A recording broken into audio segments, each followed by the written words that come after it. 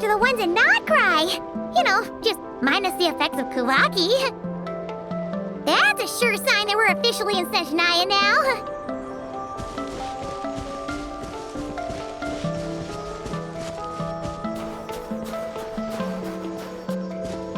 There's gotta be a treasure chest around here somewhere. No adventure is complete without a chest or two.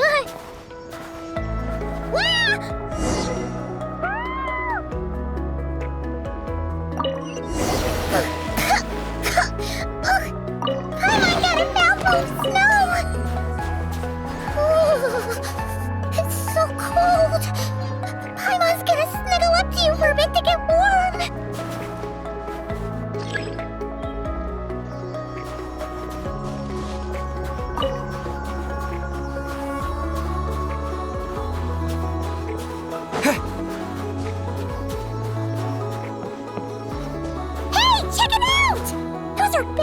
Right? Aww, look how big and fluffy they are! So cute! Quick, take a picture before the moment passes! Right here. If we get any closer, we might scare them away.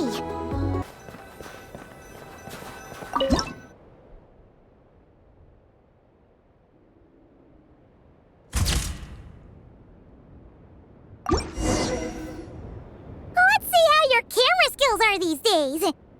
Oh, wait a sec. Paimon sees something! Come on, quick! It looks like a train carriage!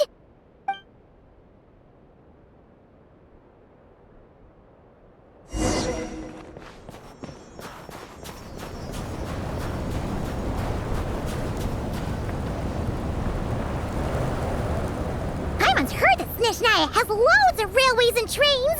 This must be one of them! But why is it abandoned? Ooh, it's still so cold. I don't know. Maybe. Also, is it just Paimon or is the snow getting heavier? Yeah. So it can't just be because of the cold.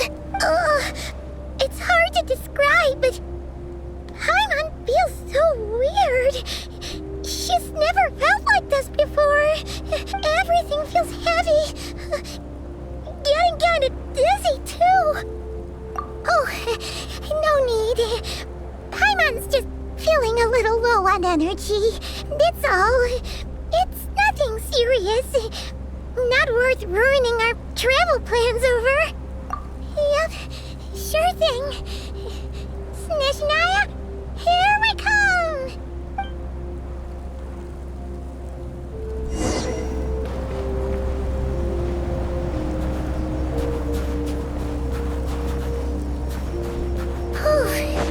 Seems like the snowstorm is getting worse by the minute. Paimon can barely fly.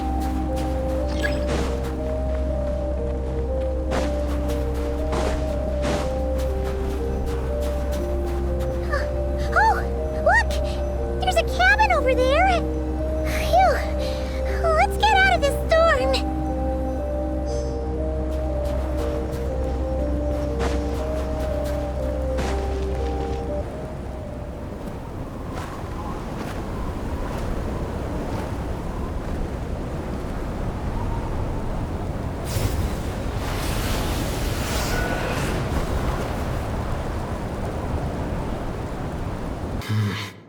What is this place?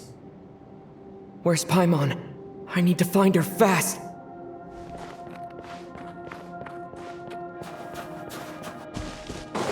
Paimon! Paimon!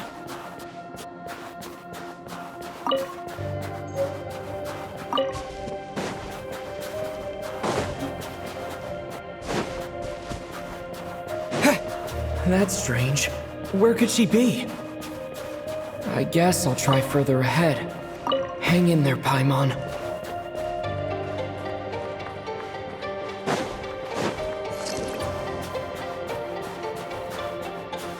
Is that a train carriage? Maybe I can get up from the inside.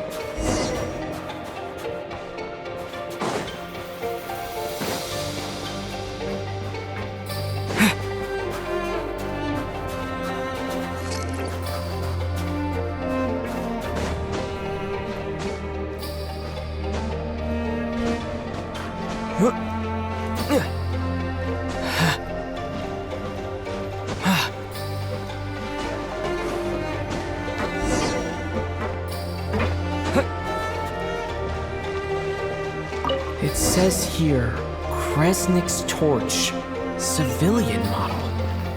It's definitely getting a little warmer now it's turned on. I really hope Paimon's okay.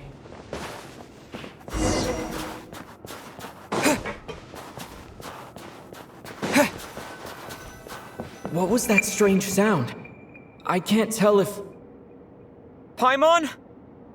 Paimon, is that you?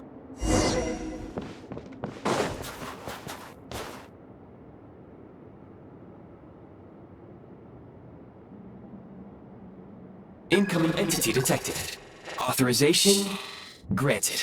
Initiating original. Hello, Descender, who's reached the eve of tomorrow. Eye of Grey at your service. Time since last activation.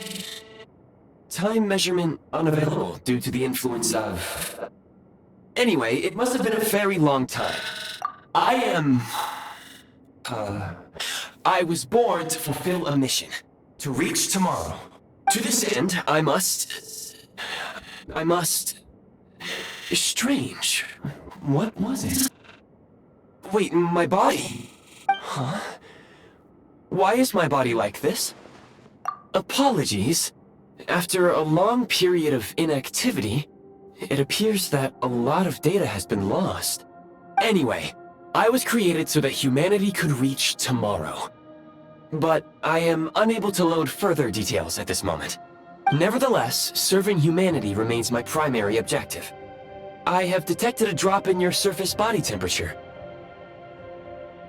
In accordance with my preset programming, upon reactivation, I must ask the one who awakened me the following question. Will you accept me, Transcender? I will assist you, protect you, and fulfill my mission until we reach tomorrow. I understand your position. However, given your current physical condition, I must suggest that you reconsider. Before I was activated, you called out a name. Presumably that of your missing companion? If you agree to accept me, after helping you get out of here, I will search for said companion and pinpoint their location. To answer your question, yes.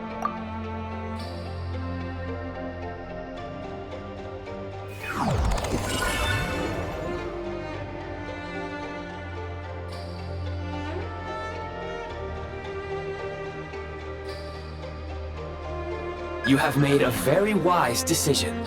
Now that we have reached an accord, you will be my new user. May I ask your name? Very well. I will remember this name until the mission is complete.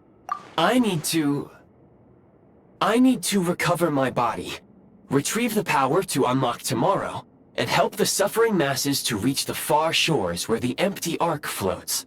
I can sense my power scattered across this ice-covered land. I even have a vague sense of where it might be found. But right now, that is not essential. The key right now is you. You must survive and reunite with your companion.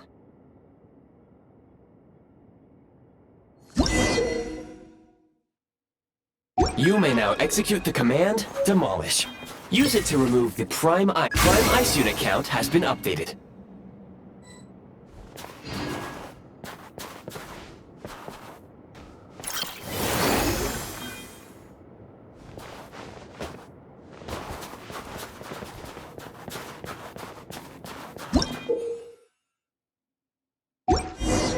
You may now execute the command, Build. Use it to create a prime ice construct to prop up the door.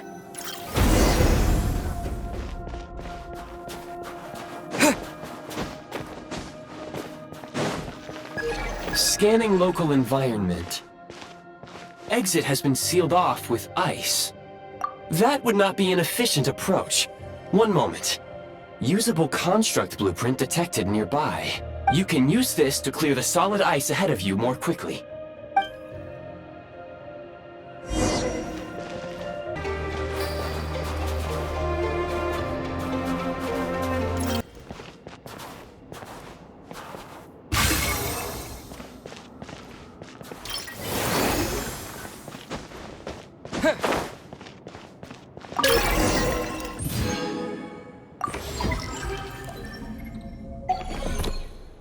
Construct blueprint added to records.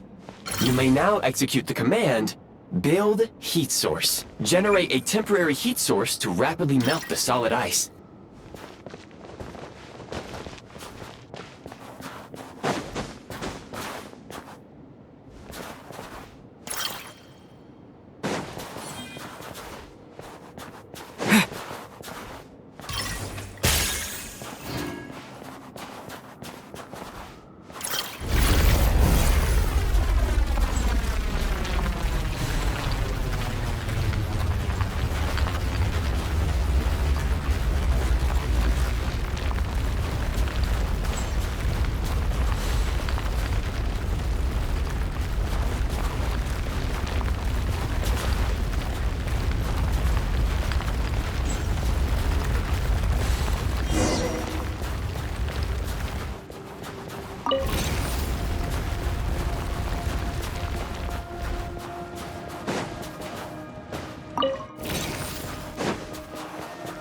My scan indicates the path is straight ahead. I recommend we proceed.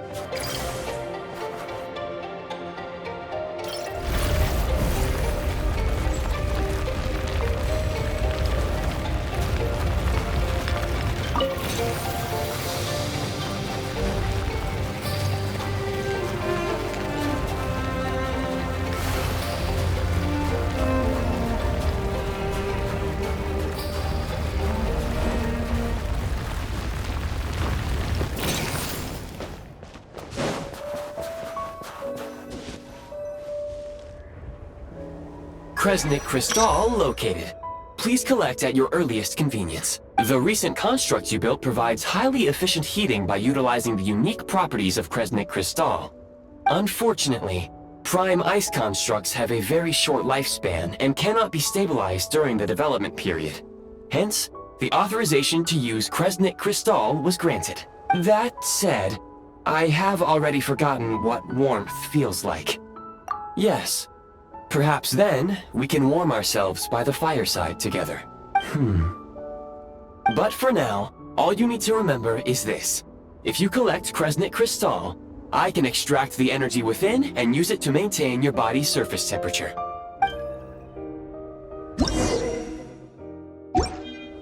Low power. Please use Kresnik Crystal to replenish energy reserve.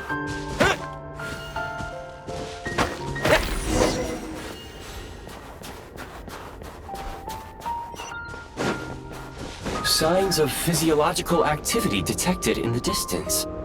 It is highly likely to be your travel companion, Paimon. Go. Go now. Be reunited and sing together. May all the people be united as one.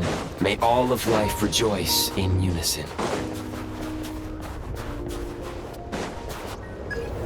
Approaching the target location. Scanning for signs of life. Life forms detected. 2. Affirmative.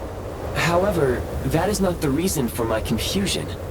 According to my database, this location is a train station, meaning the number of life forms is unusually low. Real-time environmental data suggests that the train station may no longer be in use. But whatever the situation, please exercise caution.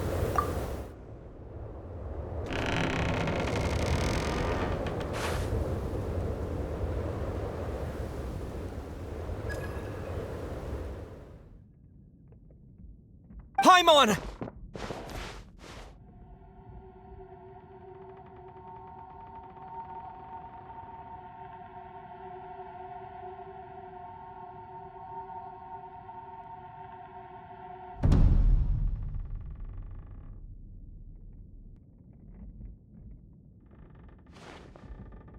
Who are you? Don't worry. She's only sleeping. You must be the Traveler. She called your name repeatedly while attempting to battle her way through the blizzard. Newcomers to Snezhnaya struggle to adapt to the sheer cold at the best of times. Lately, even the locals are suffering, with a powerful monster having summoned a bitter snowstorm. You two must be very important to one another. You should take more care not to get separated. Your eyes. Are you Conrian? There are indeed some Conrians left in this world who survived the cataclysm. But I doubt that is news to you. It would be unwise to interrogate my identity here. Focus your attention on your travel companion instead. We will meet again very soon.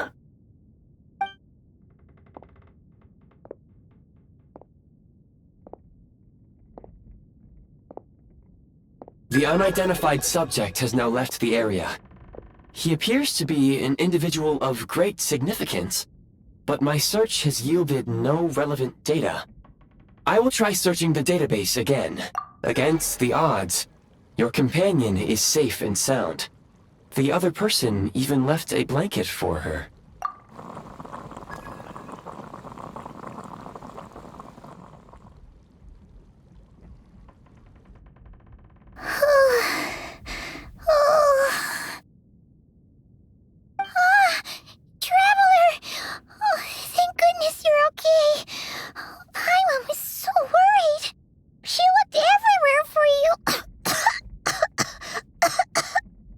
It's okay. Take it easy. Are you feeling all right? Pretty much the same as when we first got to Snezhnaya. Paimon must have got a cold. She was feeling so faint. She just couldn't keep going any longer. So she had to lie down and sleep it off. Wait, where did the jester go? Yep, the director of the Fatui. The Jester Piero. So... The Jester must know everything about the Tsaritsa's plans. But there's no way he'd tell me just like that. We might well have ended up clashing. Well, he was right about one thing. Right now, the most important thing for me is to take care of Paimon while she's unwell. He had no intention of explaining his motives, and he left in something of a hurry. Hey! What the... Who is that? It looks like... half a pair of goggles. How amazing! A self-aware, talking pair of goggles! Snezhnaya was once the land of the Fae. There are many ancient creations here that I'm sure would broaden your mind further still. Mind you, my database is also expanding as we speak. You must be a rare creature yourself. Oh, wow! Well, thank you so much. You've earned yourself some of Paimon's favorite candy. Oh, but by the looks of it, you probably can't eat that, can you? Goodwill detected. Instead of candy, perhaps I can suggest my preferred strategy. Please clean me regularly to keep me operating at peak efficiency. Oh, that makes sense.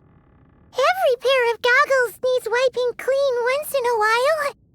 Sure thing, mister. Anyway, back to the Jester for a second. Paimon's still confused about something. When he first showed up, he already knew Paimon's name. And he acted like he expected Paimon to know who he was, too. Paimon could tell that he was Conrian from his eyes. And he definitely seemed like someone pretty important. But beyond that, Paimon didn't know anything about him. It was only later, after he rescued Paimon from the snow, that he properly introduced himself. That's the only reason Paimon knows he was the Jester. Oh, seems unlikely. He ran into the snow following the sound of Paimon's voice, with a really anxious expression on his face. He didn't act like someone who knew she would be here in advance. And after bringing Paimon here, he just stared out at the snow. He didn't do anything to Paimon at all. In fact, he barely said anything. wouldn't even answer any of Paimon's questions either. Paimon didn't feel unsafe around him, and he didn't seem to have any ulterior motives. For all we know, he might have just ignored Paimon's questions so she'd give up and go to sleep. Please allow me to interrupt. Fatui and director are unfamiliar terms. May I ask for clarification?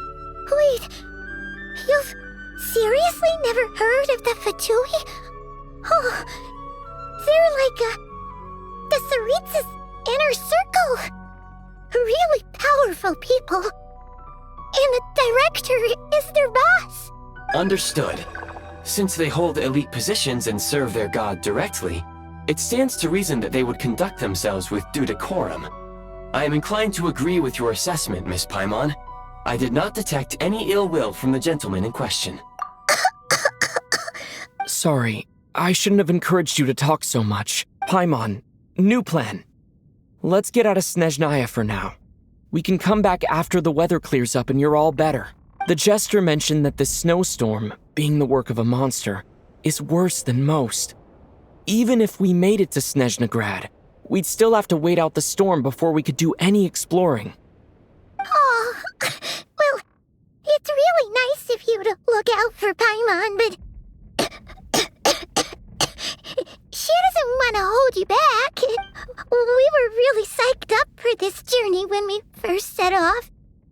Just think of all the burning questions we have.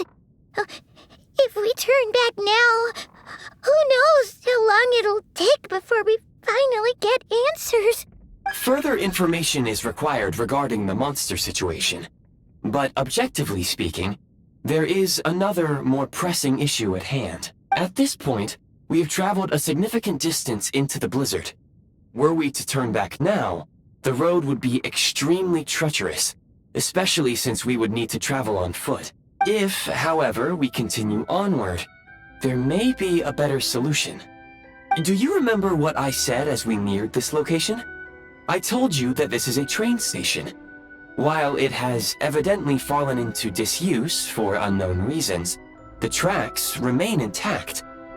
We can break through the blizzard and forge ahead by driving a train. That is the Snezhnayan way. There is a small town up ahead, which would be the perfect place for Miss Paimon to rest and recover. Paimon thinks Goggles here makes a great point. Let's do that! Oh, come on. Don't worry. Think of all the traveling we've done so far. When has Paimon ever gotten sick before? Practically never. 'Cause she's in great shape. Sure, she's a little tired right now, but it's sure to clear up on its own. Affirmative. Should you ever need my assistance during your future adventures, please call for the Eye of Grey whenever you wish. Otherwise, I will remain silent to avoid causing any unnecessary distraction. Now, please follow me to the train tracks.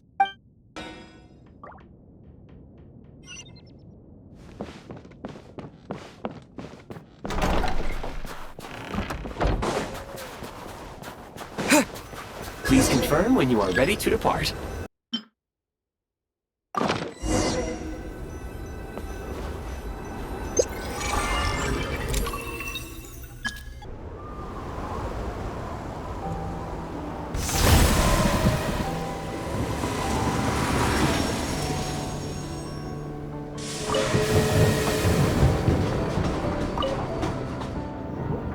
Heading north from here, we will soon arrive at...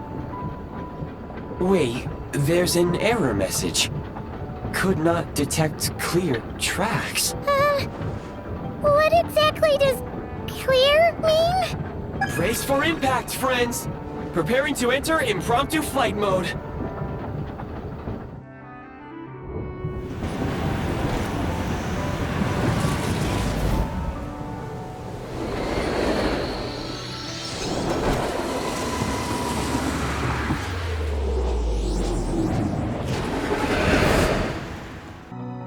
How strange. Not only was the station's status different from my records, but even the railroads and the terrain itself have changed substantially. Yeah. Thanks to your quick reflexes. My sincere apologies for putting you in danger. I'm afraid I'm as confused by all this as you are. Agreed. This is likely a consequence of outdated railroad data. The discrepancies between the old data and present reality are far greater than I anticipated. Fortunately, our crash landing has at least brought us much closer to the town. According to the data, anyway. Your data had better be right this time. I can assure you, it certainly is. Please look this way, and you will see a Kresnik's torch. It seems our ill-fated train ride was a blessing in disguise. We have taken the shortest possible route. Rest assured that I will take user preferences into account next time I plan a route. Next time, I will get it right.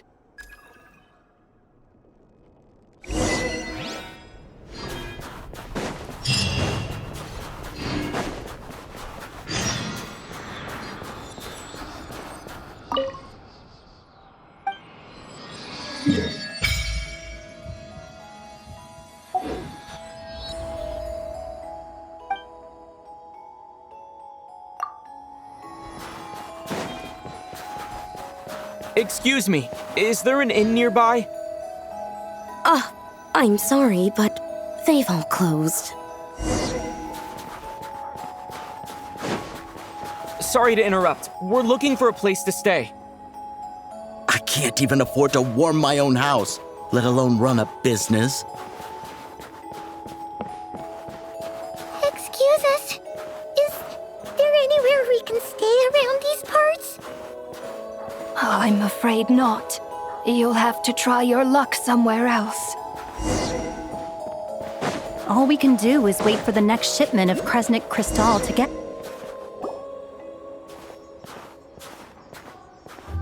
Hi there. Do you know if there are any inns still taking guests in this town? Doubt it. They're probably all closed. No one has enough Kresnik Crystal to heat their own homes, let alone a business. Oh, what a bummer. I clocked you a while back. You adventurers or something? We don't get many tourists in inland Snezhnaya these days. Why is that? Because of the snowstorm? In part. But the bigger reason's Project Stuzha. Since it's Her Majesty's will, we have to put up with it whether we like it or not. Oh, sorry. I assumed it was common knowledge by now. Basically, the Tsaritsa is planning something big. Something that requires an enormous amount of energy. Even if they used all the surplus Kresnik Crystal in Snezhnaya, it still wouldn't be enough to meet demand. So, the Vetcha passed a resolution requiring all factories and households to reduce their energy consumption.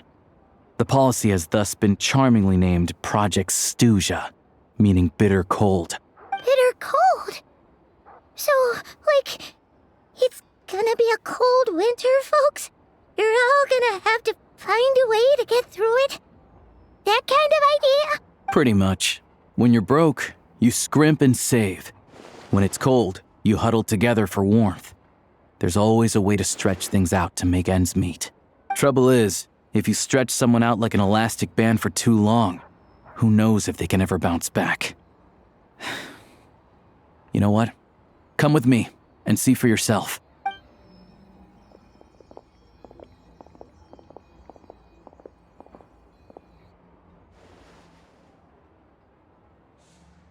Can you please explain to me why the price of Kresnik Crystal has gone up by 1/3 again? Even as our purchase quota has gone down. You only come here twice a month. This won't even last us a week. The supply and pricing of Kresnik Crystal are based on current production volumes and price data. We Fatui are only responsible for delivery and security. I'm not in a position to explain to you how the figures are calculated, but I assure you, they are as fair and reasonable as possible. Oh, so our lives mean nothing to you? How can you expect anyone to survive a single night in this weather without heating? Since you insist on making me repeat myself every single visit, I will remind you again. There is no monopoly on the trade of Kresnik Crystal. You are free to purchase the shortfall from elsewhere on the market. What market? Nobody else is selling. And when they do, they charge 8 times the normal rate. It's robbery is what it is. Which is why the Snezhnaya Veche passed a resolution to support border communities, without which you wouldn't even be able to buy crystal from us to begin with. So if you're here just to argue, move aside and let the next person in line come forward. Everyone's feeling the cold here. You... All right, everyone, let's calm down for a second. A few words, if I may. We're all subjects of Her Majesty the Tsaritsa, and I'm sure every one of us is dedicated to her great cause. We all know how cold it is. And the more it snows, the harder life gets. Everyone's struggling already. Let's not make things even more difficult for each other. But Liaison Shishkin, there's clearly something wrong with this quota. I have a family in Marepasak who tell me they can buy at least double our crystal allotment. Oh, believe you me, I had the same reaction when I first saw the numbers. Couldn't believe what I was reading. I even wrote a letter to confirm the true figures, but I'm afraid the quota really is as low as you've been advised. Still, you must understand that calculating these energy quotas is a complicated balancing act. They have to factor in population, town size, industrial application. Our top priority must be to keep the largest Kresnik's torch burning continuously. Only then can we sell the remaining crystal for household use, and in doing so, we must make sure that everyone is treated fairly. As our Fatui comrades said, they are only responsible for delivering the goods. They need to keep accurate records, and they do not have any authority to modify the rates or quotas. That's right. Our duty is to do things by the book. Tell you what, listen. I know how anxious and upset everyone is. As a matter of fact, I was just discussing it with the mayor. What we can do is open the lower combustion chamber of the Kresnik's torch to the public. You can come to me directly to register, and I will allocate time slots accordingly. I can't guarantee there'll be ample energy for household use, but we can at least make sure you'll be able to boil water and cook food each day. Let's hang in there and make this work together, all right? Fine. I don't see any alternative. So, this is Project Stuzha in action, huh? Oh, no wonder nothing's open for business. People are barely getting by. You were looking for an inn, right? For your, Fae friend? Oh, Paimon's not a Fae. Just Paimon. She must have caught a cold or something. We only just got to Snezhnaya, and we're still getting used to the climate. I have a small place in Stratomaros. I don't stay there very often, though, so it's pretty basic. But if you're not picky, you're welcome to rest there for now. It's not much, but I've got blankets and a warm fire. Are you sure? Oh, that's really kind of you. All right, then. This way. Hello, I'm Alosha. I'm a hunter. Though, if you've talked to any highwaymen, you might have heard a different side to my story. But anyway...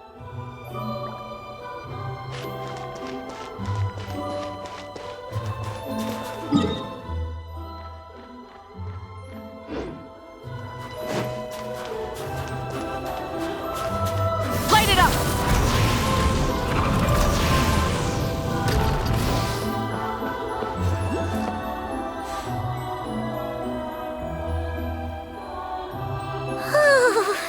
So cozy and warm.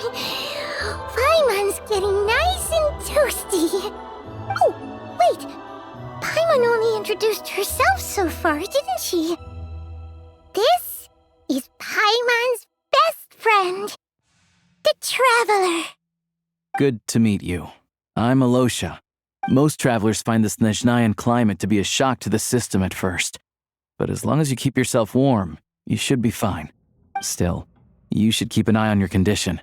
When people are too quick to dismiss a cold, it can easily end up turning into something more serious. Don't say that. Paimon's too young for chronic health issues. They aren't in town right now, and they won't be back anytime soon. The train station has been closed ever since these power shortages began. I do a lot of hunting, so I spend most of my time exposed to the elements. But even the animals wouldn't survive long in a storm like this, let alone a hunter. Nothing to do but sit tight in town until the weather improves. I get that you're in a hurry, but even if the station were open, that doesn't mean there'd be any trains. We could end up stuck here for a long time, I'm afraid. What? Your own train? Wait, hold on. That train? The one that suddenly fell out of the sky and crash-landed on the ice? Oh, we got lucky and found it in a cave. Oh, then our luck ran out and we had a little accident. Pretty crazy for a random find in the mountains. Well, as long as your train's good to roll, you might get to Snezhnaya after all. I've been doing some digging recently. Turns out, the real reason for the current energy crisis in Stratomeros is that some of the supply is being seized for a private stockpile. But to expose what's going on, I need to catch them in the act. So, I'm heading off to catch a rabbit. Huh? Wait, a rabbit stole the crystal? It's a figure of speech. Real rabbits couldn't pull this off. They'd prefer carrots to Kresnik Crystal anyway. Shishkin, Mr. Positive Attitude, let's all get along now, shall we? Him? Really? Paimon never would have guessed. Huh? You're coming with? Oh, okay then. Just give Paimon a second to get ready. All right. Guess there's no point pushing myself. Paimon will stay here and hold the fort then. Be careful, you two. Oh yeah, there's one more introduction to do. Tagarin, get in here. Oh, a doggy. Oh, angry doggy. Oh, Tagarin doesn't like being petted then. He likes to think he's above that kind of thing. He's my hunting partner, so he'll be joining us when we head out. Carrots aside, we'll need to stay completely undetected. We can't risk spooking our rabbit, or there's no telling which burrow he'll scurry back into. First, we need to find a way into the train station and see if we can find any real freight data. Shishkin's figures can't be trusted. Then, we get Tagarin to catch a scent and find out which way the crystal went. What are you eating? Oh, check it out. When you're all out of carrots, try turkey. Good doggy. Good doggy. A fellow dog lover, huh? Yup. And rabbit lover. Carrots are great too, you know. Good to know. Eat up, Tagarin. We got a lot of work to do.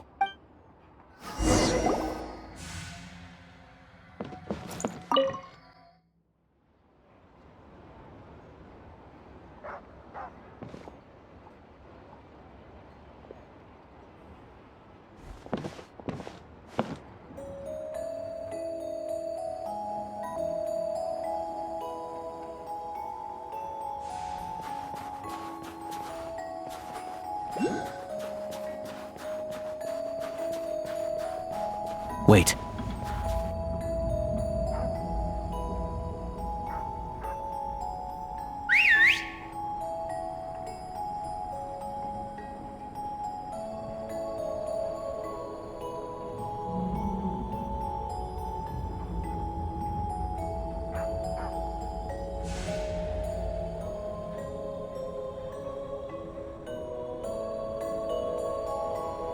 Nice work, Tagarin.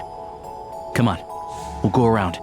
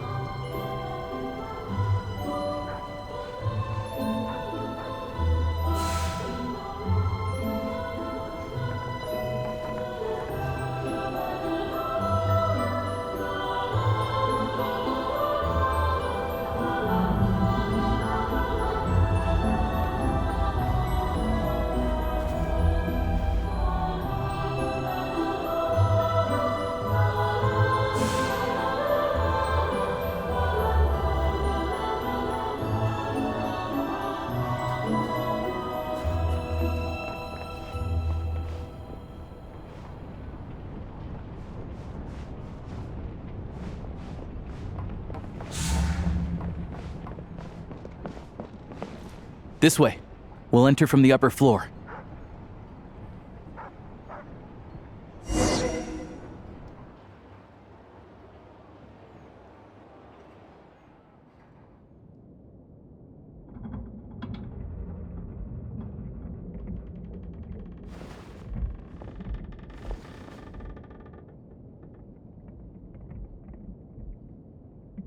There we go. A freight list. Straight from the Fatui. So Shishkin won't have had the chance to doctor the figures. Looks as new as the day it was printed. I guess no one bothers reading these unless they have ulterior motives. Yeah, this is all we need. Come on, let's get out of here. Then go track down the Crystal. Tugarin's a keen hunter, and catching rabbits is his specialty.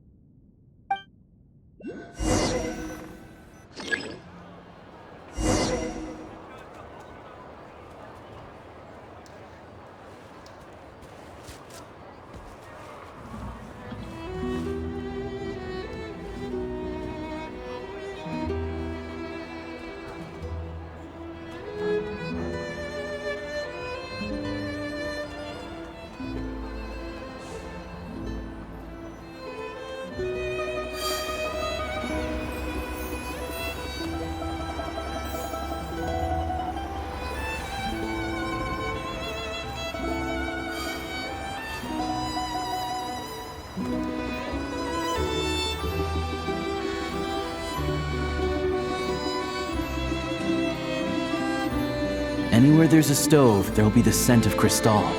That's normal.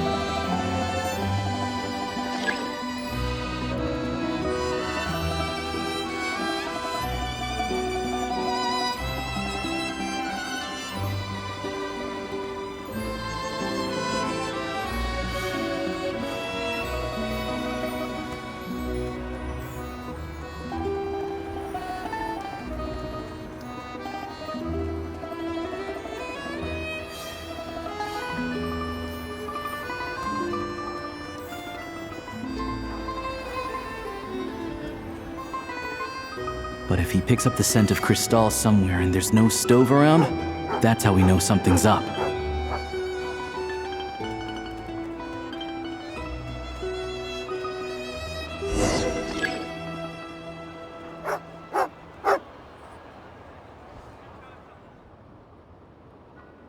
This must be the rabbit's warren. Good job, boy. Sure enough, there's a tunnel. You stay here and keep watch. I'm gonna take a look inside.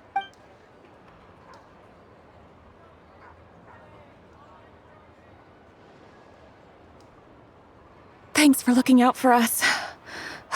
Things are getting tougher by the day.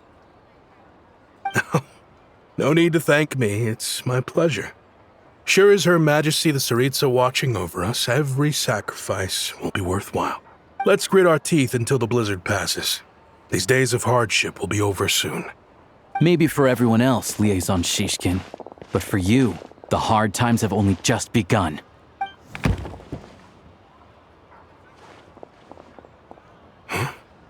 Who are you? What's the matter?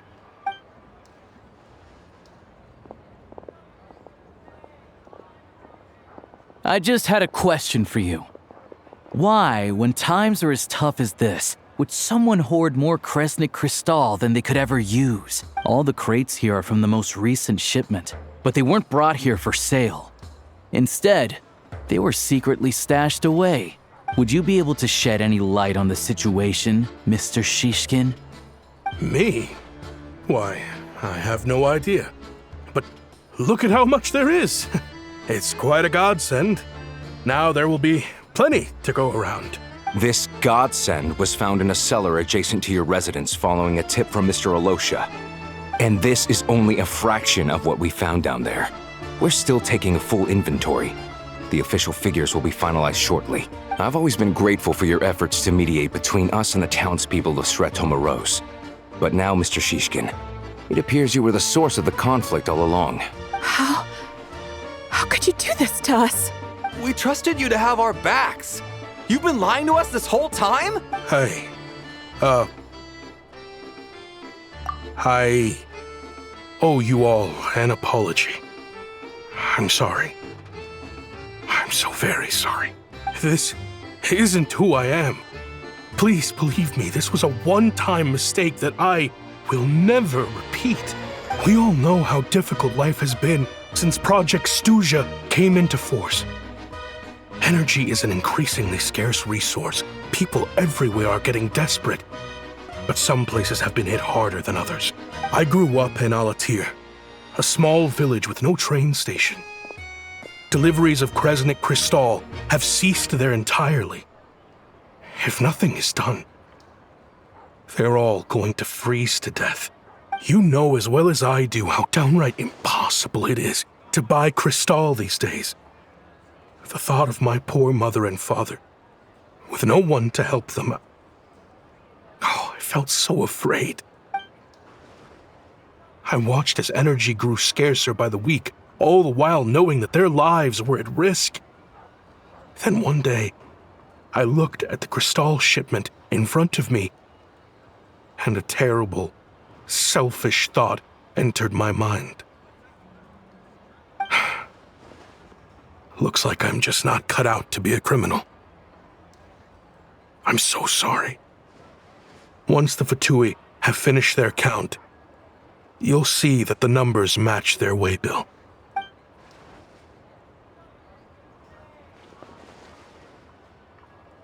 I have the official Snezhnayan quotas here. Anyone who has already purchased energy, please make your way over here to correct your transactions. I'll make a batch purchase of Crystal worth 3 months' salary for you all to use free of charge. As for Alatir, I'll think of something else. You don't have to go that far. Yeah, owning up to your mistake is enough for me. You've done plenty of good for the community in the past. I'm not looking for a handout. Drop the act. You claim this was a one-time mistake, but the real reason there's only 1 shipment's worth of stolen Crystal in your basement is that you have an accomplice. Reporting in, sir. We've conducted a full search of the mayor's house. As expected, we found many crates full of Crystal, half of which were still in their original shipping containers. This wasn't your first time at all. You've been colluding with the mayor of Stratomeros for a long time now. The train station's currently out of service, but it does open for a short window every time there's an energy delivery. And every time a train pulls in, you're there on site to take inventory and oversee the workers unloading the cargo. The mayor handpicks said workers. Per his instructions, they transport the Crystal by tunnel at night to the mayor's house, and he sells it out of town. But since he can't get the goods out of town by train, he had to arrange an alternative method of transportation. This meant slower sales, which gave me plenty of opportunity to catch him in the act. Wait, the mayor's involved in this too? Preposterous. What proof do you have of any of this? Basic math. I've spent a lot of time lately counting carriages as the snowstorm rages. Counting carriages? What? The energy consumed by a train depends on its total weight. And since energy is a limited resource right now, it's fair to assume that every carriage is packed full. So, if we take the energy required for the Kresnik's torch, add the sales figures you provided, then compare that figure to the train's theoretical cargo capacity, guess what? The numbers never match. It's always off by 1 or 2 carriages worth. This time, you set a new record. 3 carriages missing. You mean to tell me that you sat around outside, counting carriages, in this weather? I'm a hunter. I have 2 options. Hunt or starve. Well, I've heard enough. The evidence speaks for itself. Take Shishkin and the mayor into custody and escort them back to Snezhnaya.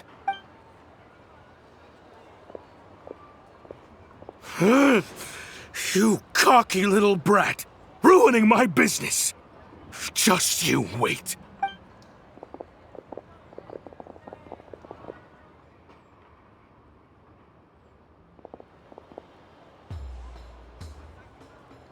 Yeah, something felt off, so I just followed my gut. Math isn't my strong suit, though. I'm lucky my dad made me learn enough to get by, but all this number crunching was a million times harder than the aim and fire work I'm used to. Thank you for your assistance. You're a brave lad. Shishkin was quite the cunning criminal, as I'm sure you can tell. He did all of this right under our noses, and we never suspected a thing. A wolf in sheep's clothing. He had everyone fooled. Even with that sob story he fed us. He was probably trying to keep the mayor out of it, not just mask his own motives. Without the compelling case you put together, even I might have fallen for it. Alosha, was it? Tell me, are you really a hunter? We can go find some wild animals if you want. I'll fire off a couple of shots, and you'll see whether I'm the real deal. I didn't mean to cast suspicion on your identity. It's just... well, I'm sure you've heard of the Rokot.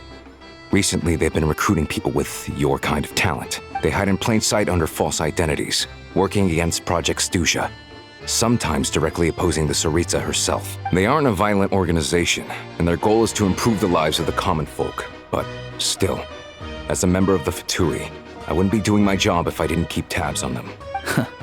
First I've heard of this. I don't really keep up with what goes on in the city. All I know is, people who don't mind their own business in the city end up paranoid about everything. As for me, I just couldn't stand Shishkin. I'm from Alatir myself, and I can tell you, nobody's lived there in years. Why would an abandoned village need Crystal? Of course, no one really cares about the fate of that place. I'm guessing today is the first you've heard of it. I see. It does sound quite tragic. Really. Well, thanks again for your assistance, and your friend here too. I will report this incident to Snezhnaya. The Fatui will take over energy distribution until new officials are appointed. We'll also ensure that the train station resumes normal service as soon as possible. Looks like it's my turn to brush up on math now. I never liked it as a kid either.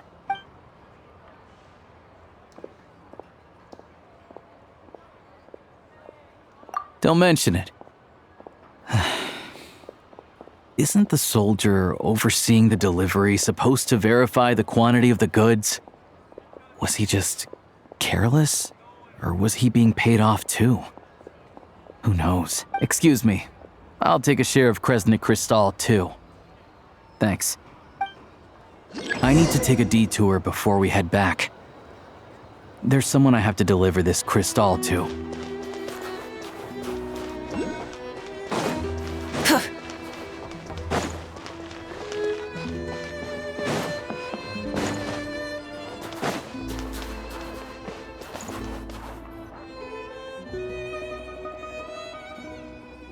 Hang tight for a moment. This old lady, she doesn't really know who's who anymore.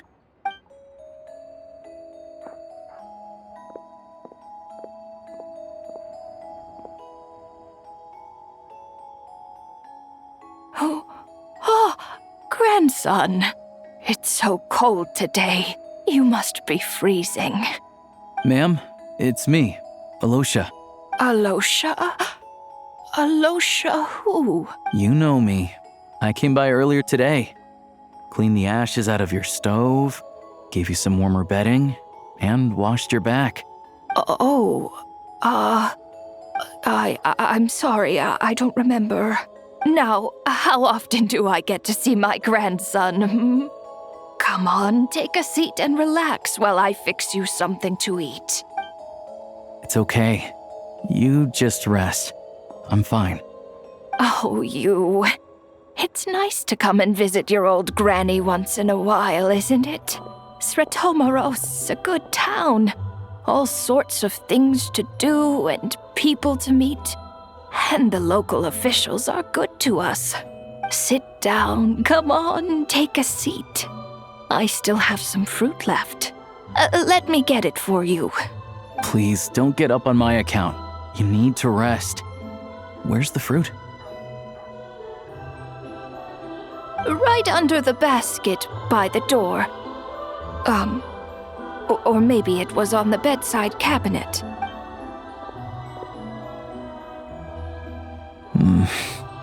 Well, grandson dear, do you like it?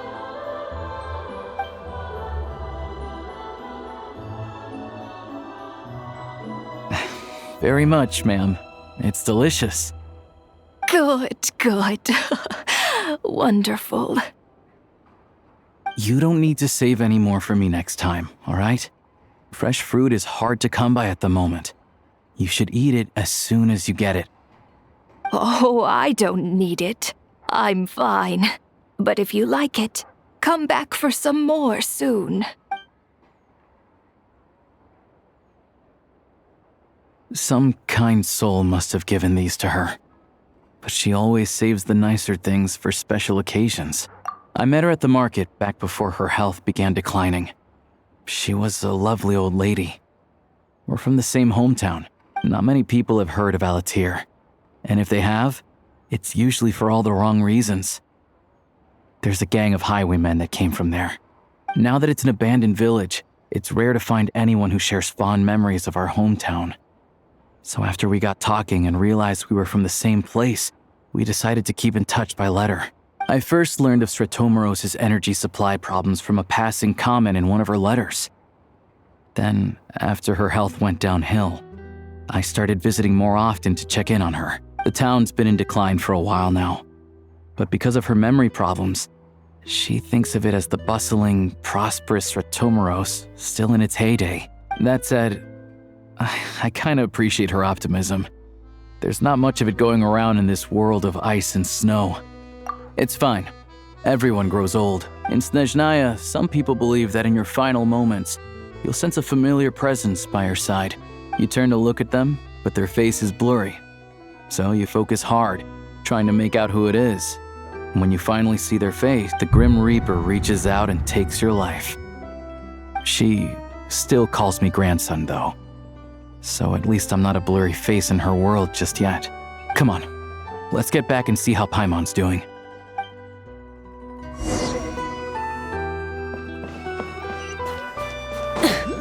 Rise with the sun!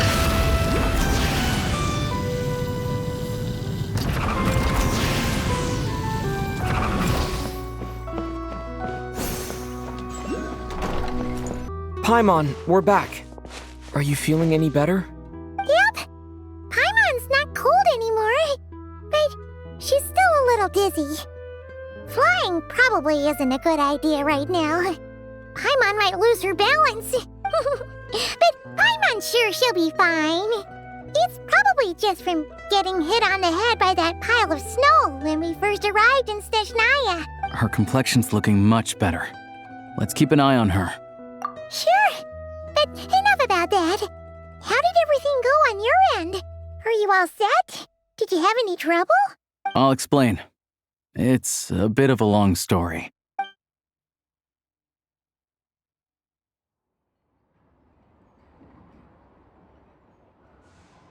Jeez, you guys got pretty busy. Sounds like the liaison officer and the mayor were running quite an operation. Good riddance to both of them. It's a good thing you managed to catch them. So, you said the train station will open again soon, right? And everyone has enough crystal now? Yeah. Well, enough to survive at least. Project Stuzha isn't going away anytime soon. People will still have to scrimp and save to make ends meet. Don't know. The goal of Project Stuzha is to gather energy for the Tsaritsa, but no one knows where that energy's going. It's never been made public. The thing is, we were told that the project would only last for 6 months, but time and time again, they keep extending it. Extending it? Does that mean the Tsaritsa's plan isn't going very smoothly? That's what everyone suspects. In principle, any proposed extension needs to pass by majority vote in the Snezhnaya Act. But even though opposition has been growing, any detractors end up caving in to political pressure from the rooster, Pulcinella. He's the chair of the Snezhnaya Act and a key figure in the voting process. He has the backing of many powerful and influential people. How come the Fatui are picking on ordinary people even here in Snezhnaya? I don't see it like that. Fundamentally, the Fatui will always think and act in the Tsaritsa's interests, but that doesn't mean they don't care about the plight of the common folk. The only reason Stratomoros still receives crystal shipments is because of a relief proposal put forward by the rooster himself. Then there's the Fatui soldiers providing support in every corner of the nation. Even the Northland Bank provided some mora for disaster relief, and they're as conservative and indifferent as they come. It's just that the rich and powerful in their fancy palaces live in a completely different world from us. There's always going to be some conflict when those worlds collide. Yeah, well, even though we all believe in Her Majesty the Tsaritsa, there are still many differences of opinion on how best to tackle the big issues of the day. Regular folk don't have an easy way of getting their voices heard in Snezhnaya, while the rich and powerful are either unwilling or afraid to speak out for all sorts of complicated reasons.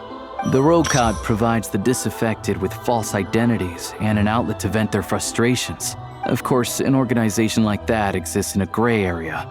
The moment the Veche think they've crossed a line, there's sure to be a crackdown. But so far, they've been doing their best to help the common folk. Like us, don't you mean? You didn't hesitate to join in.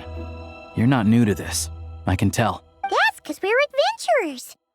It's our job to help people out with commissions and get to the bottom of things.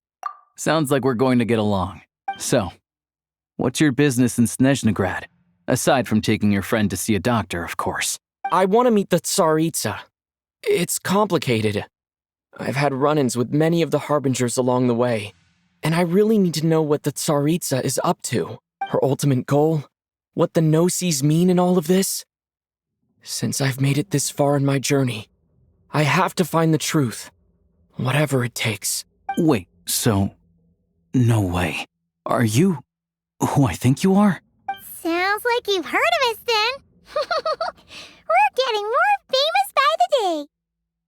I didn't realize I was in the company of giants.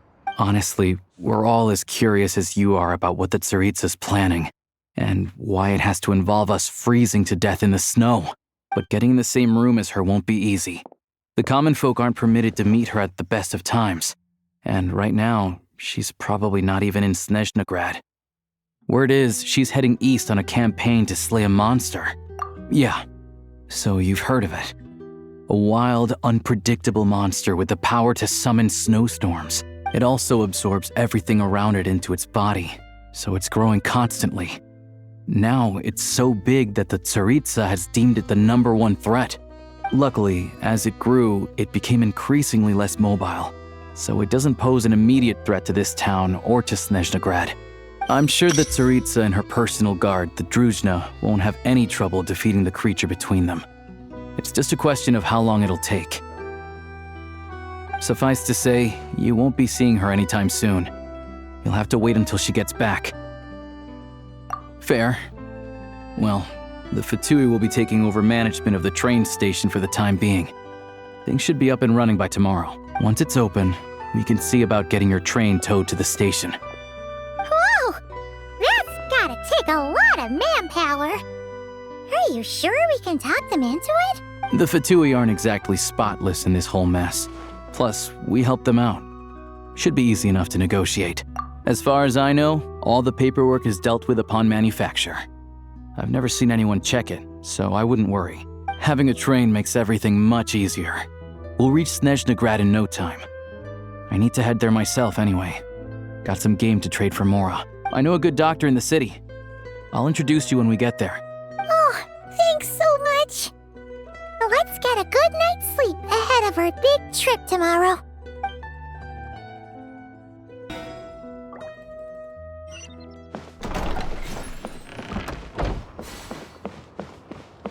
Light it up!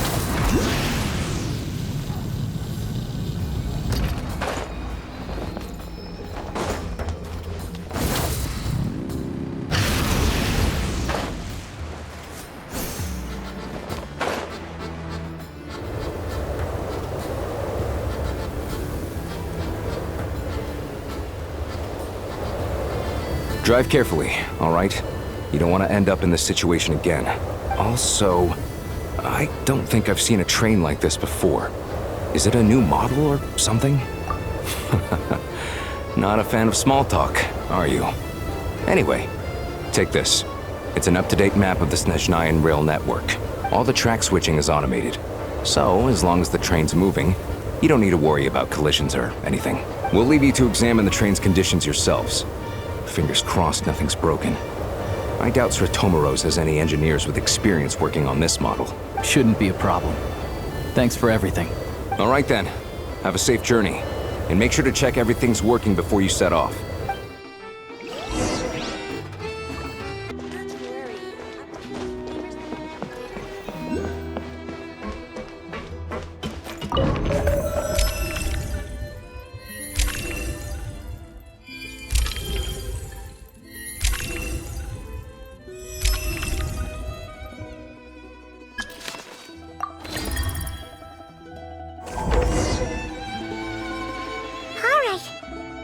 like our destination settings have been applied.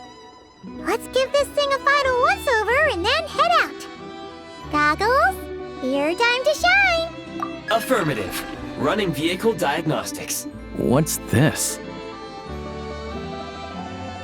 Engine, green. Wheels, green. Frame, minor damage, but no impact on function. Diagnostics complete. All systems nominal. Neat! Huh. Paimon still can't get over the fact that you just found this tech lying around in a random cave. I've lived in Snezhnaya my whole life, and I've never heard of an interactive, talking train autopilot. Strictly speaking, I wasn't designed purely to drive trains, though I doubt you have any interest in navigating the practically unreadable operator's manual yourself. All configurations are complete. Should you require any further assistance, please call for the Eye of Grey. Away we go! Oh, nope. Paimon's gonna find a warmer seat.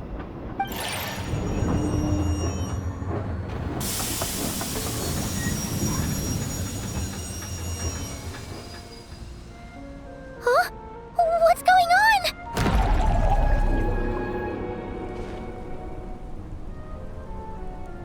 Oh no.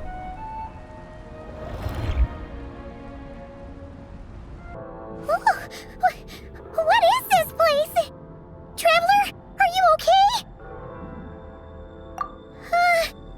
Paimon's still airborne, but it feels like swimming through thick, gloopy water. That's horrible! Just our luck. Of all the things that could have gone wrong. Halosha, you're Snezhnayan, right? Any idea what the heck this place is? It's called the Shadow Realm. A place where no wind blows, no light shines, and no elemental energy flows. Even time itself doesn't exist here. It's a world where everything seems to come to a standstill. I've only seen it a few times before, and this is my first time inside. It's a dangerous place. Most people who get sucked into the Shadow Realm are never seen again. And the few who do make it back, they're never quite the same. Huh? Then what the heck do we do now? Oh, maybe Goggles knows something. Goggles? Great! Now we're done for! Hold it together. Let's not get ahead of ourselves. I heard a story once about the world of shadows. If it's true, there's a way to escape. We just need to find the exit. Come on, let's explore.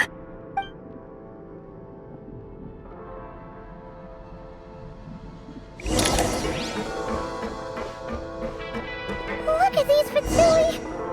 It's like they've lost their minds! Their shadows have been devoured.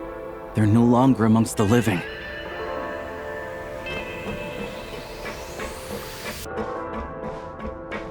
Ready to draw blood.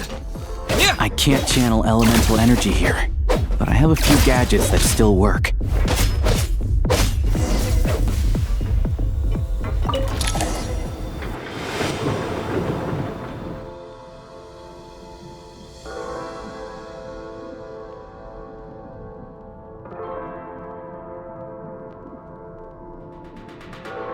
Wait! What's that blue thing? Is that... Goggles? Guess we'd better find a way over.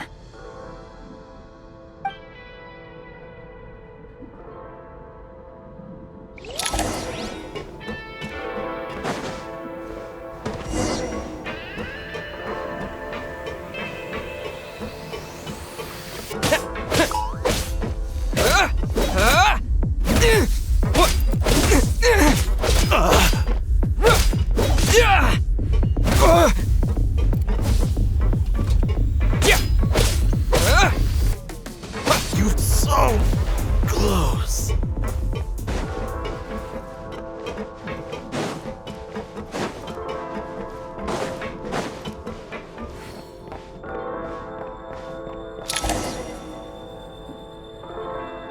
Goggles!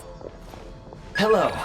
I am glad to see the three of you safe and sound. For now, at least. But things aren't looking too good. Correct. We are now inside what is known as the Shadow Realm, the darkest space in the shell. where even the Most High is loath to cast its gaze. Time and space hold no meaning here. It intersects with the world of the light realm only rarely, like an air bubble that rises to the water's surface. We must leave this place before it sinks back down into the depths once more. Sounds like you have a plan. Yes. In fact, the very purpose of my creation was likely to... from the Shadow Realm. It appears that key data is currently inaccessible. But now is not the time to resolve that problem. I have marked the exit to the Shadow Realm for your convenience. In addition, I have prepared some equipment to aid you as you traverse the Shadow Realm, Traveler. It may well be one of my core functions. Scan complete. Construction in progress. Activation code? We once peered into the past from the ruins of the shadows. This is what remains of the Golden City, Hyperborea.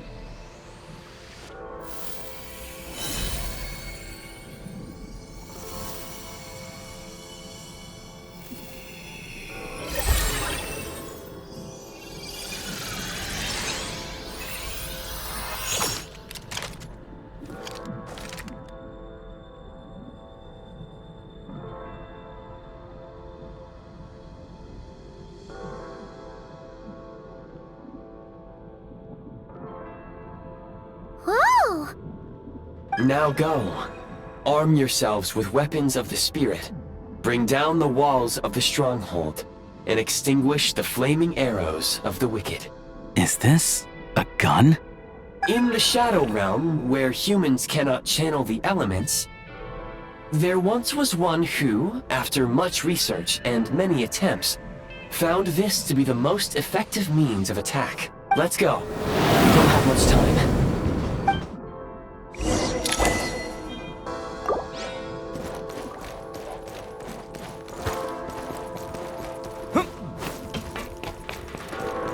When you encounter small obstacles, you can simply clamber over them.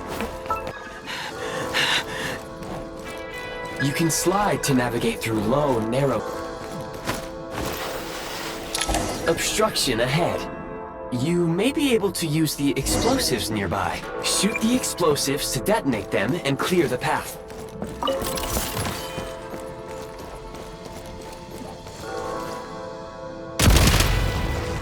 For long-range targets, try using the scope to line up your shot.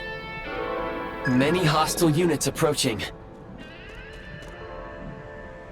I suggest a new strategy. Take cover, and pick them off one by one. Defenses have been breached!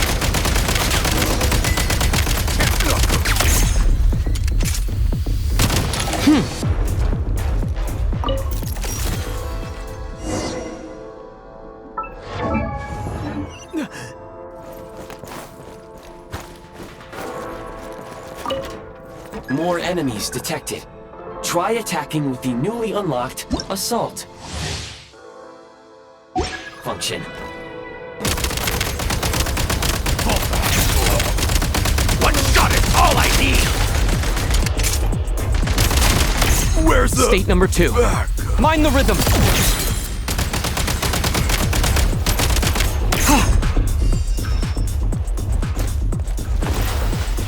Fall back! Reload! You thought I was gonna miss! Charge! Where's the... losing ground? Where's the... backup?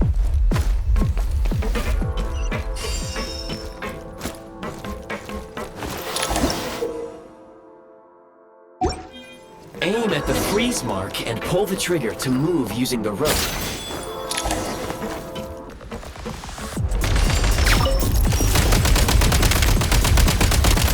Switch mode! Mind the rhythm!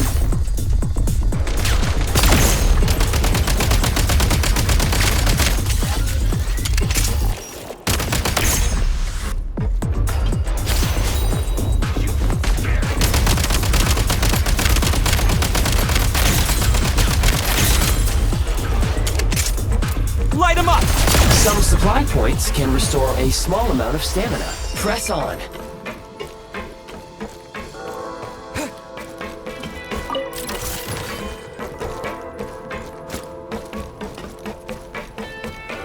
You should be able to use the Prime Ice construct left here to cover long distances.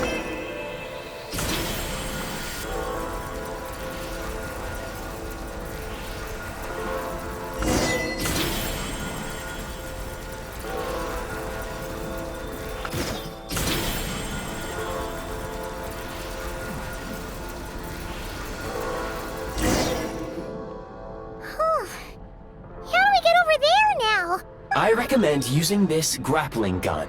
Such devices were originally used to secure structures in the Shadow Realm. If you detach the connected hook, the grappling gun will automatically fire a rope to another nearby hook. Okay. So, we just remove this hook, right?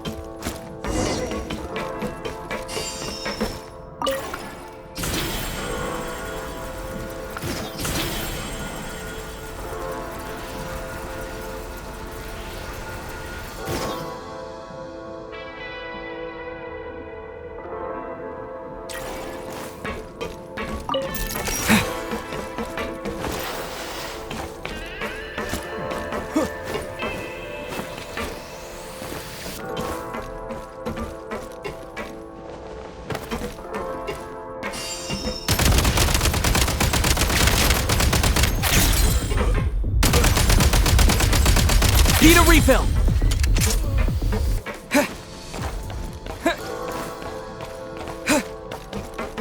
Sprint at the Prime Ice Launcher to reach high places with ease.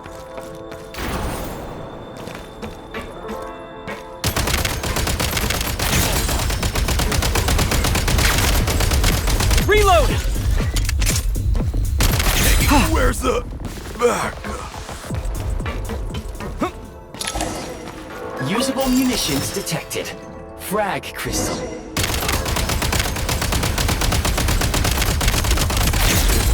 Gotta recharge!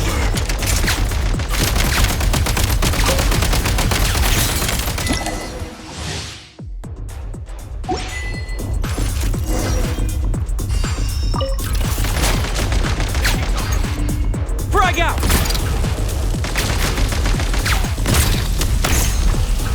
Time to catch my breath.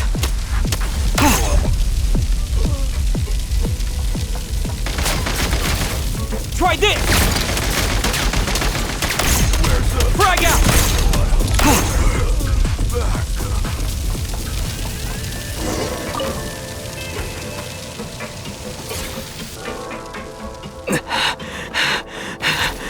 Whoa, careful! Shift your center of gravity and slide down.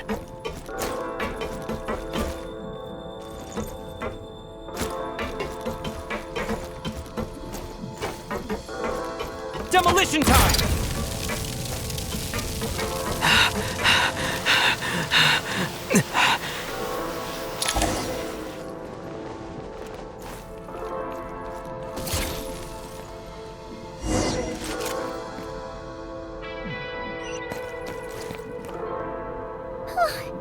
How much longer is this gonna take? The exit is right ahead. We are very close now. However... It's like they're trying to keep us trapped here. That platform and the carriages are swarming with undead Fatui. Guess we gotta storm through.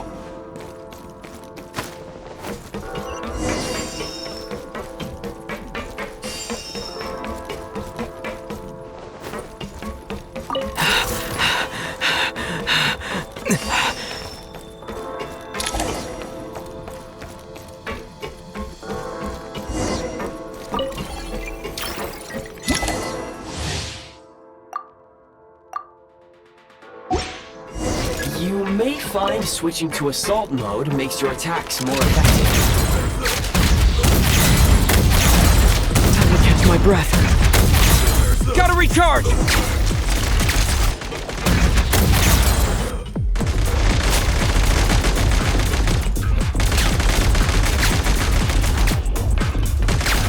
Gotta recharge! Cover me! Over.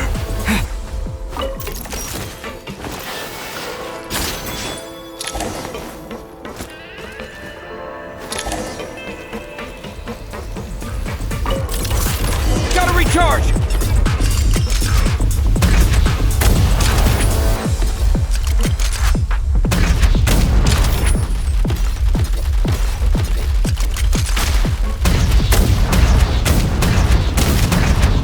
Need a refill! Try this!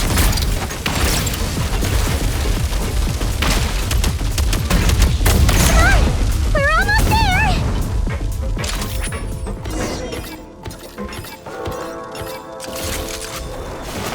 Huh? Why is everything shaking so much? Looks like the Shadow Realm is about to sink back down into the depths. The exit is right here. You mean this weird bubble thing? Wait, how exactly do we... No time to think. We just gotta go for it.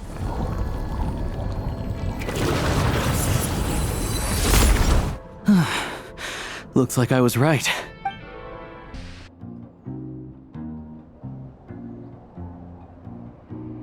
I can't believe the Shadow Realm manifested right on the railroad tracks. It's almost unheard of. Lucky we made it out. All thanks to you and that awesome gun. Ah, so you have heard of the Golden City before? Yeah, it came up a whole bunch in Nokrai. You're a pretty neat surprise in that sense, aren't you, Goggles? We had no idea they left cool gadgets like you behind. Make no mistake, it was a team effort. For a first-time firearm user, your performance was quite outstanding. Far beyond my expectations. As Alosha said, it is highly unusual for the Shadow Realm to manifest in a place like this. But we should still watch out for similar dangers ahead. Oh, let's hope not. If anything else goes wrong with this trip, Paimon's gonna have train trauma for life. The Shadow Realm can appear anywhere, not just on the railroad. I am simply advising that we take sensible precautions. Now, if you wish to further calibrate and upgrade your firearm, you may do so over there, provided you have the necessary components. Please take a moment to catch your breath while I repair the body of the train. Amongst other things, this will ensure Paimon is a little warmer while on board. Oh, thanks, Goggles. You're a trusty train conductor. Well, maybe trusty isn't quite the right word, considering. Anyway, at least you get the job done. Yes, of course.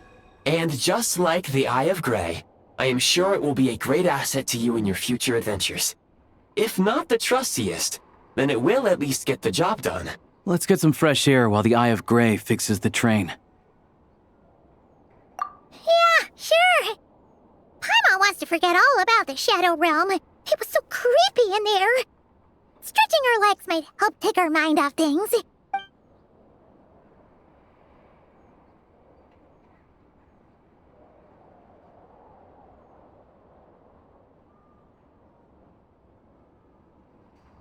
It's so quiet here for a train station. Not a person in sight. Just abandoned houses.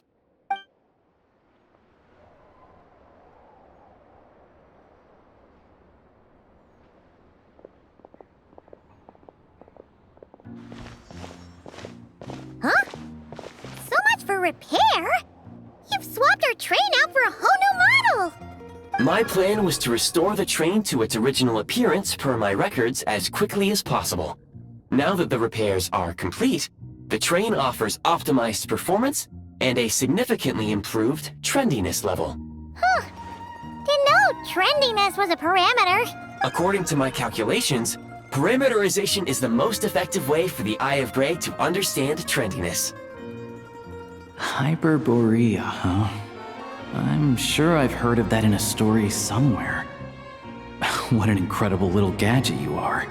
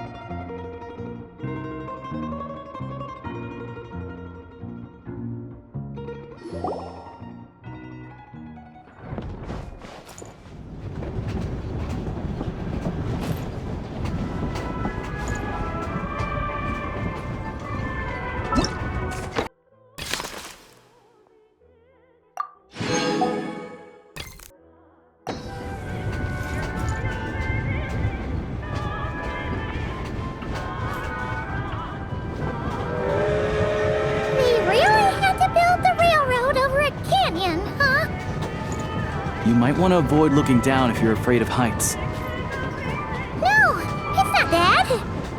Paimon's just praying that we don't have yet another accident.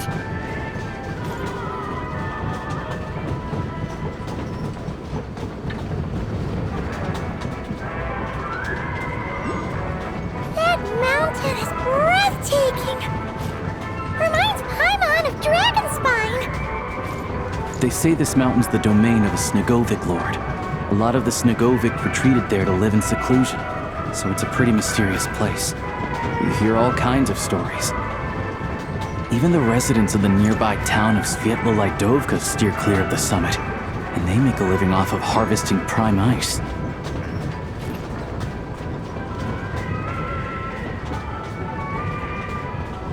Look, Snezhnagrad's just up ahead.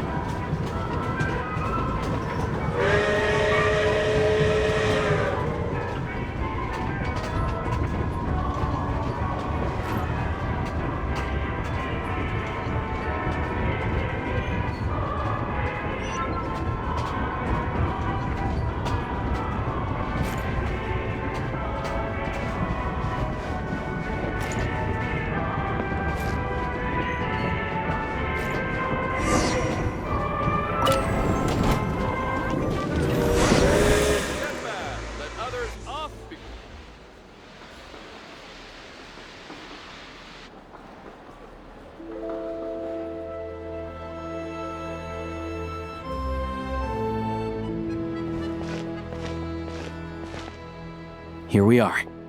Welcome to Snezhnagrad train station, the biggest transport hub in the nation. Wow! It's so majestic! Just flying from one side to the other would probably leave Paimon out of breath! It's built for maximum efficiency, but yes, transferring trains here can be a little tiring. In the future, you can use this train station to travel anywhere you want in Snezhnaya. For now, though, come with me. Let's get Paimon checked out. This way. There's a lift car that goes straight to Sapoliarni.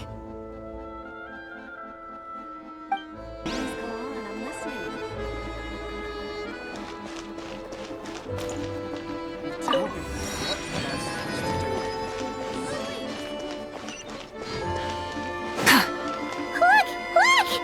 They have really funny-looking hats! And those ones are about the same height as Paimon! But it looks like they can't fly. Those would be Volkudlak and Domovoy. You'll also see the winged Vila and the snowborn Snegovic amongst others. No wonder. We'd heard that Snezhnaya used to be the realm of the Fae. Paimon can really see it now.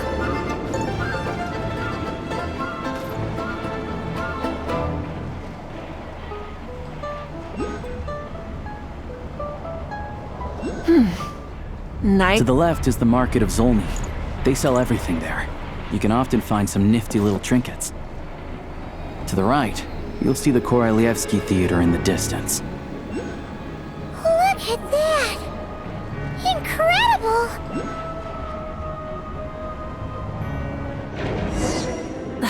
Instead of confining themselves to the heavens, God should broaden their horizons in the world below.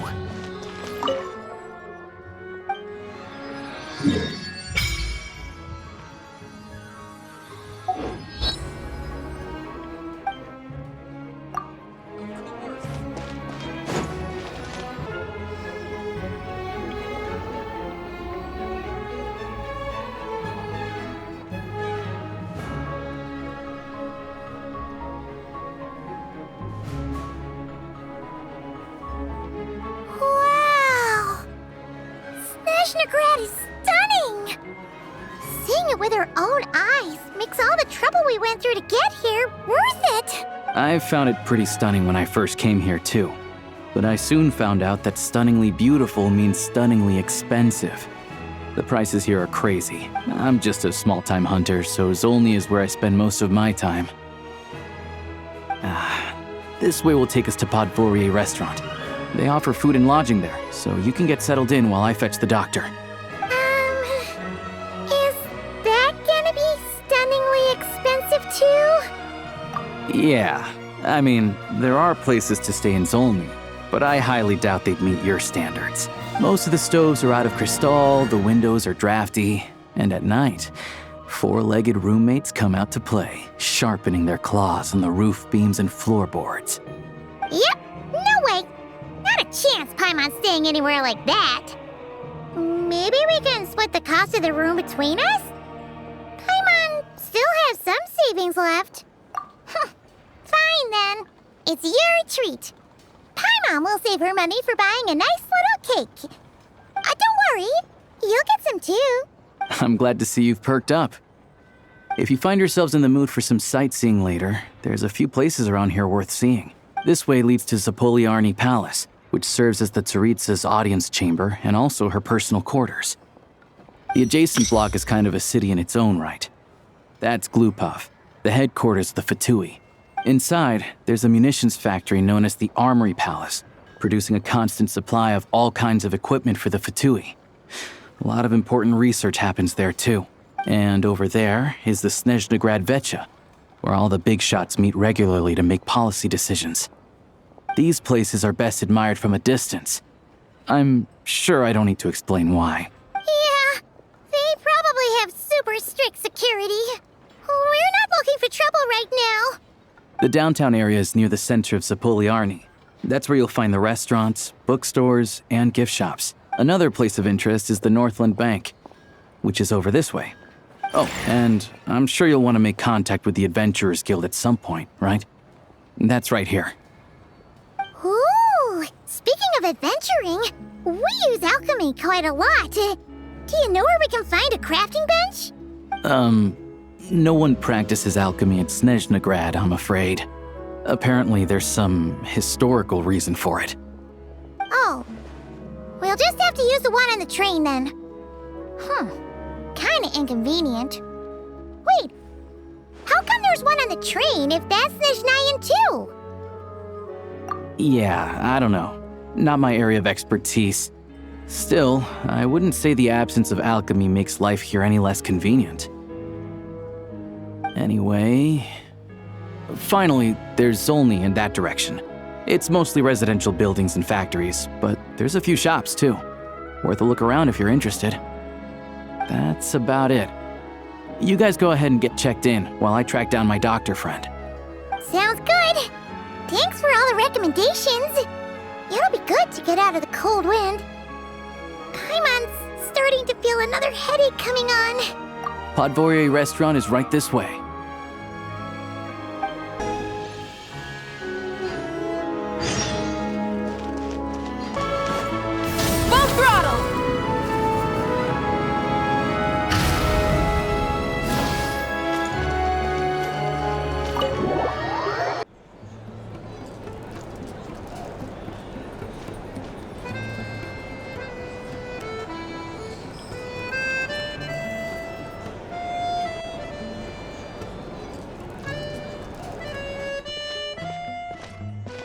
Looks like you get what you pay for, huh?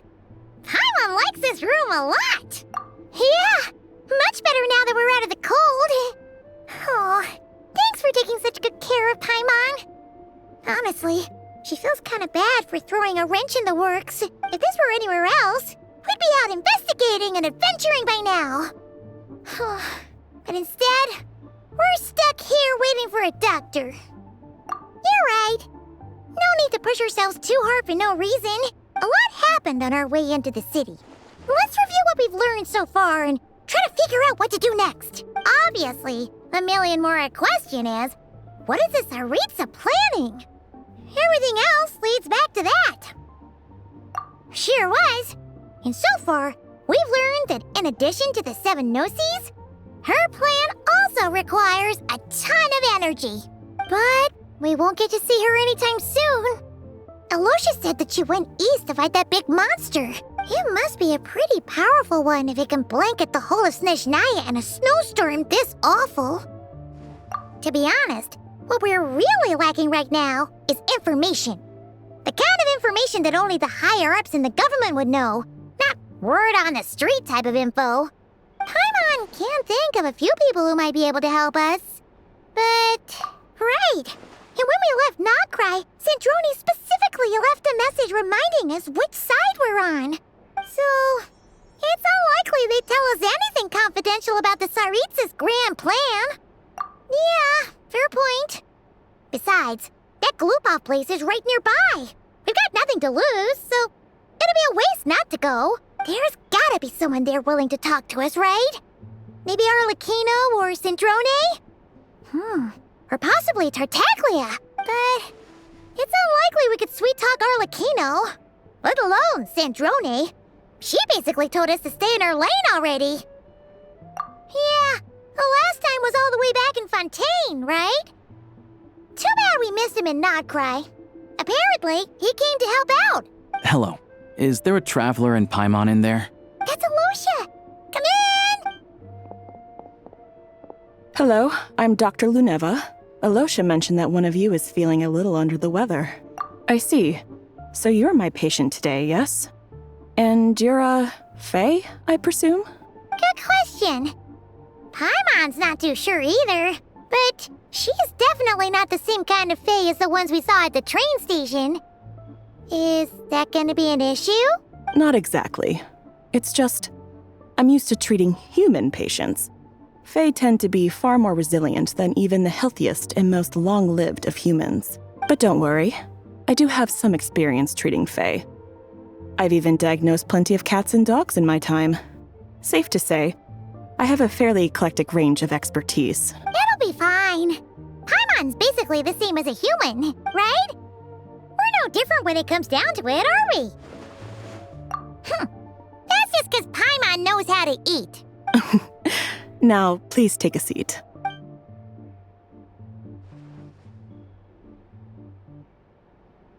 Okay, vital signs are good. Test results are all within normal ranges. I don't think it's anything serious. More than likely, you've just caught a cold. I can give you some medicine to tide you over, but as long as you rest properly for the next couple of days, you should feel better. Make sure to keep an eye on your temperature, though. If you find yourself with a persistent low-grade fever, or if your symptoms don't improve, just contact me again. Sounds like there's no cause for alarm. Thank you, Doctor. You're very welcome. Just doing my job. I'll leave you in peace now. Time to visit my next patients. Take care. You heard the doctor. Best you rest up here for a couple days. No sightseeing for the time being. All right, then. Guess we've got no choice. Let's just treat it as a short vacation. I have to get back to it. If you need anything else from the doctor or me, go to the Hunter Trade Station in Zolny. The boss there knows how to reach me. Hey, no big deal. You saved my life in the Shadow Realm. This is the least I could do. See you around.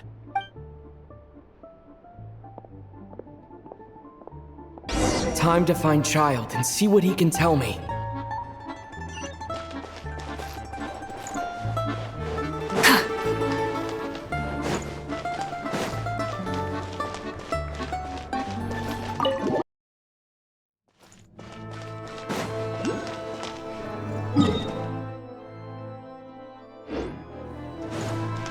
Rise with the sun!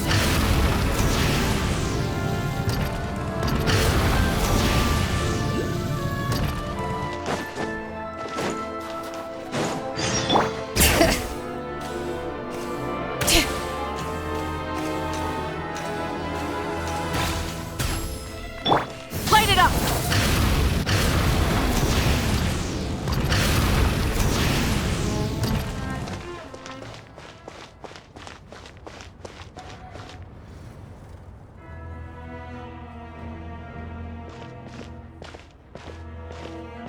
Hold on. Please display your invitation letter or permit. Glupov does not accept meeting requests without a prior appointment.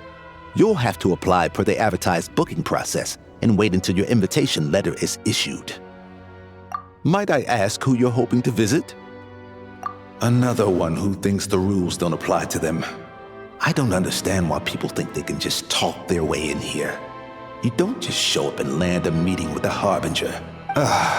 But I have to go through the motions for protocol's sake. Honestly, it's such a waste of time asking when I already know what the answer's gonna be. Wait a moment. I'll pass on your message. If Child is unavailable, you'll have to go through the proper procedure. Lord Child is a busy man. He's probably not in Glupov at the present. If I were you, I'd cut your losses. No point waiting any longer. Even if you two are old friends as you claim, please understand that the Fatui Harbingers are often busy with their official duties. They tend not to stay in Glupov for extended periods. Next time, stick to the rules. You'll make life easier for both of us, Greetings, Lady Marionette. I'll take care of our guest here. It's his first time in Snezhnaya, so it's no surprise that he doesn't know the rules yet. I trust no choice words have been exchanged. No misunderstandings I should be aware of. No, Lady Marionette. No incidents to report. Whew, that was a close call.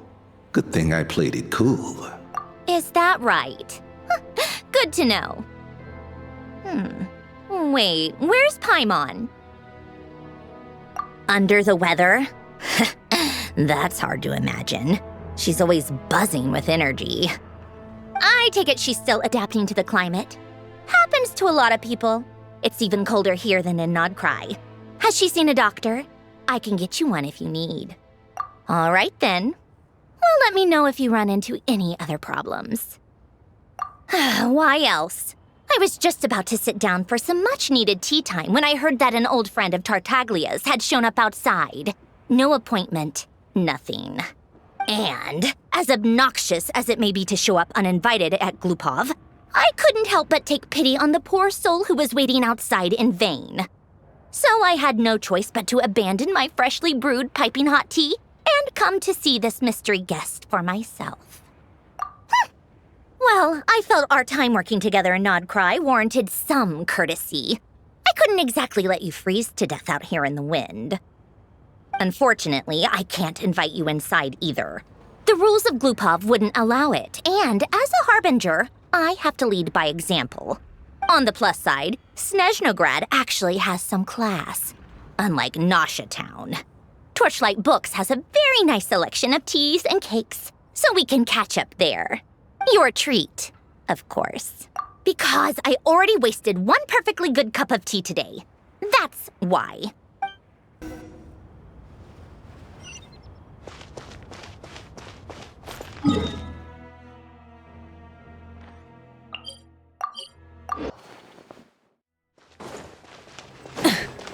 Burn it down!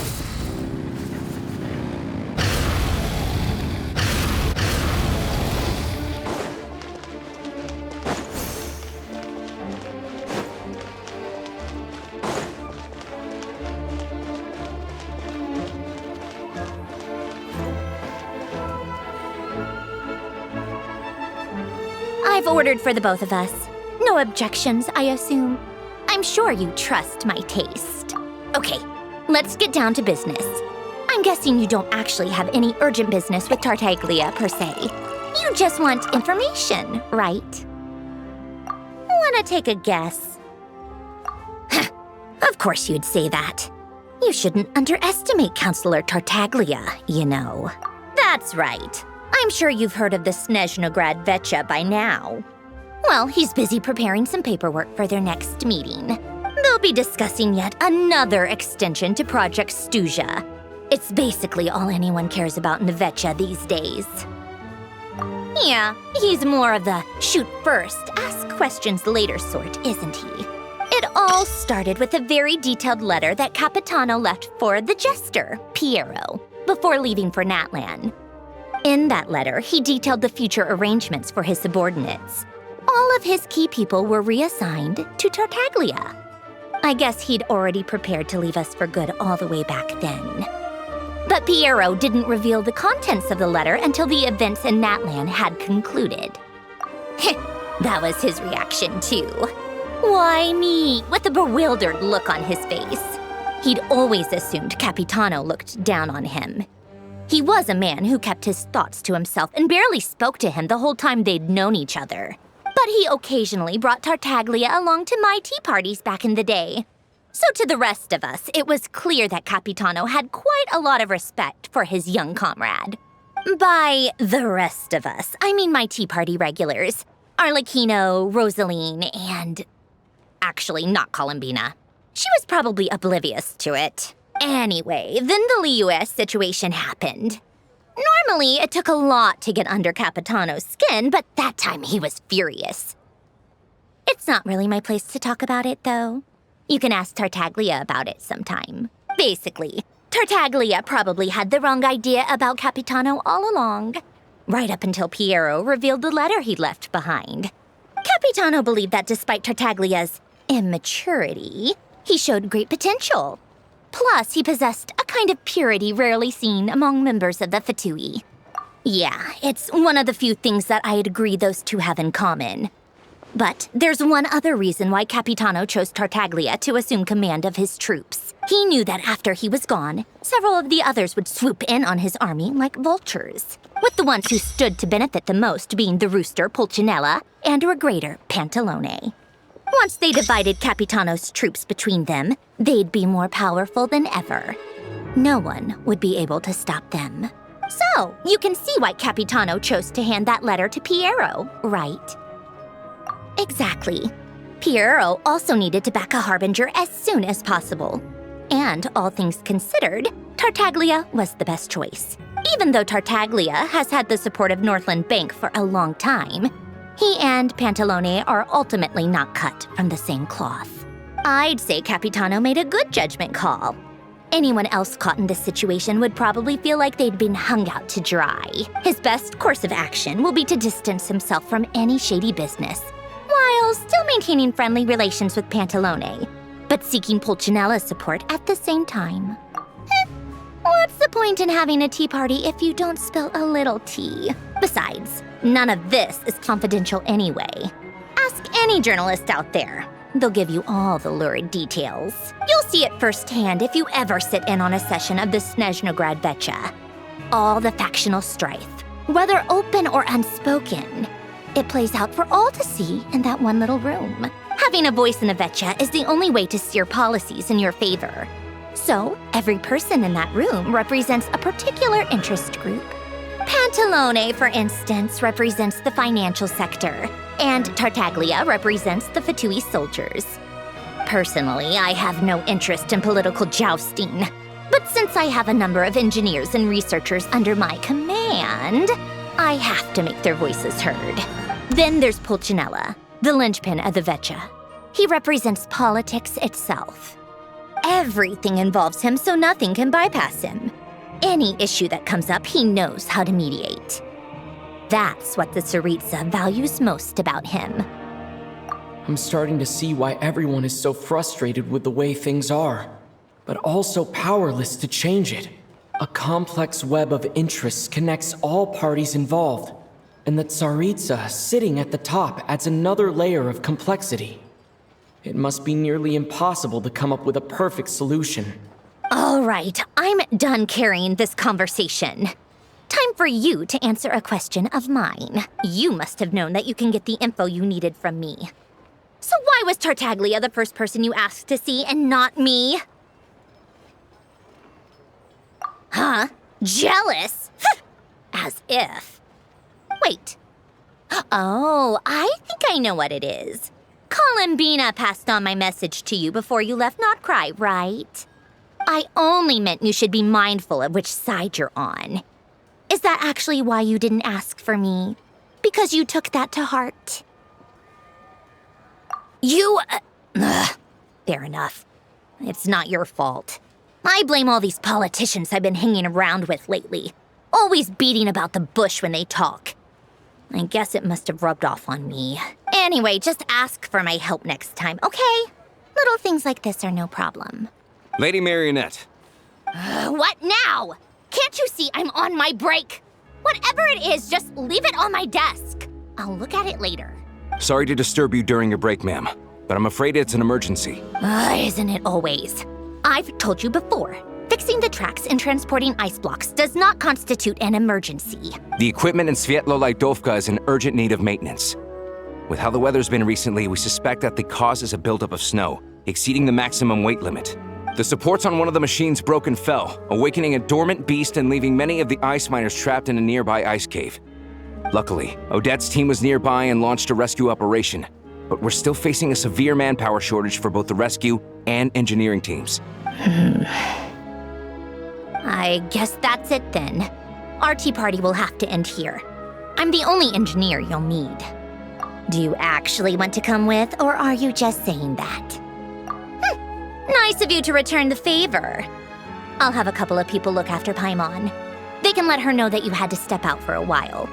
Given how urgent this is, I'm sure she'll understand. And honestly, I'd rather have your help than anyone else's. Between your skills and experience, you'd be reliable help. Then let's go. You, take 2 people to Pavoye Restaurant. Find his room and watch it like a hawk until we get back. If anything happens to Paimon, you'll be answering to me. Yes, Lady Marionette.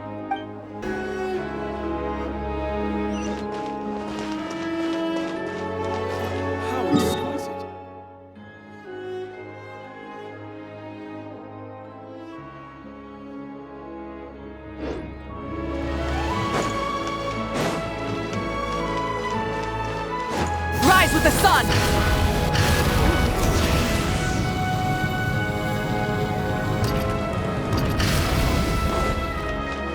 Bring it!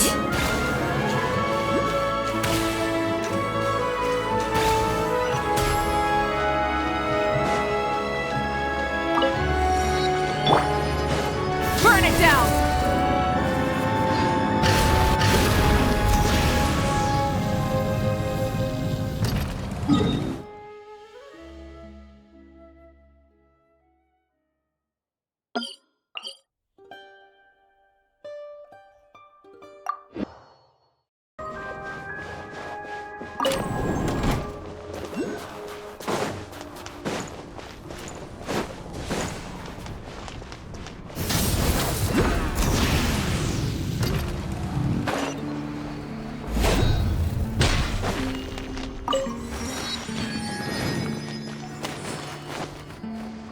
They weren't exaggerating.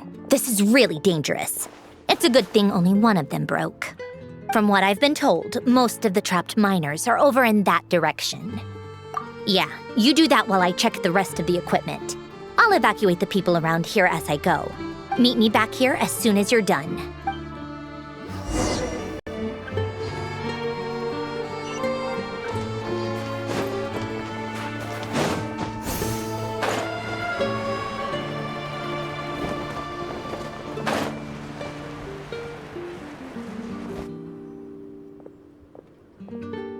I have to be getting close. Don't go any further.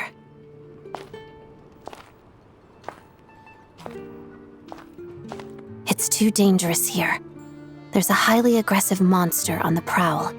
You need to leave, now. Ah, I see. You're the backup from Snezhnaya. Well, I'm Odette. Good to meet you. Ah, so this is Odette. She was the first member of the Fatui on the scene. There are 5 people trapped in the cave. Monster type is unknown, and so is its location. Let's go. Every second counts.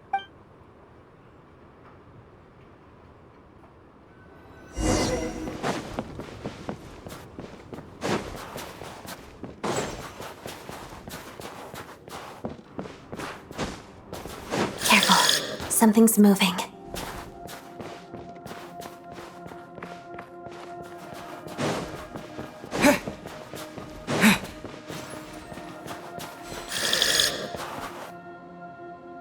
This must be the monster's shadow. Looks like a tough opponent.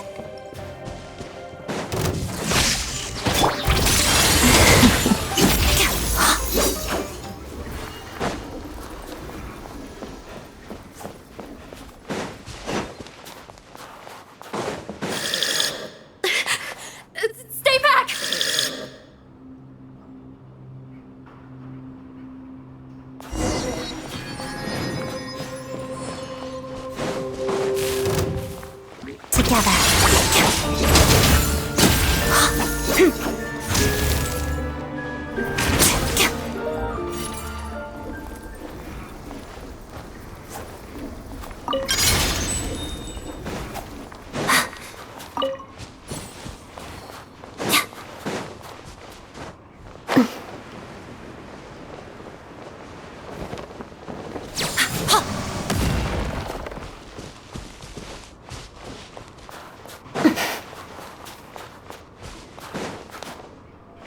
see them.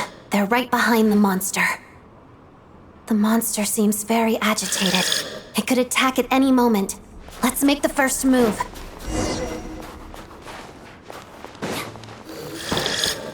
Shadow me. Waltz of the snowflakes. Lightning slash!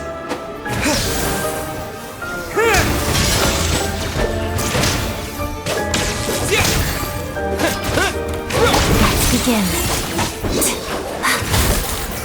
Pirouette.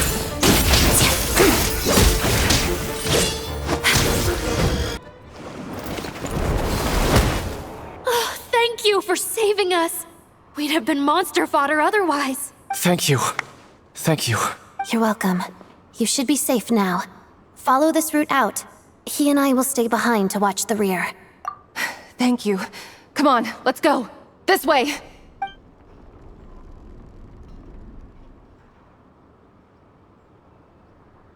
I've searched the area. Pretty sure the monster made a tactical retreat. Yeah, but with us here, it won't be coming back anytime soon. It may be small, but don't be fooled. It's a ferocious beast. People are just food in its eyes. It's lucky we got here when we did. The trapped miners have been successfully evacuated. Time for us to leave. Wait, this place. There's something unusual about it.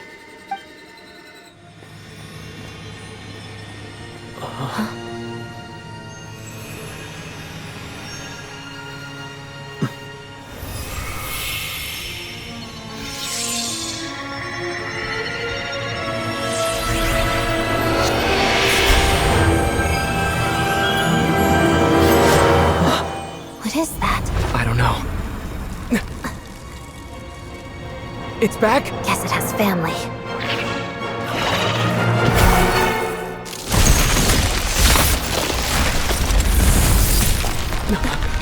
This way. Run!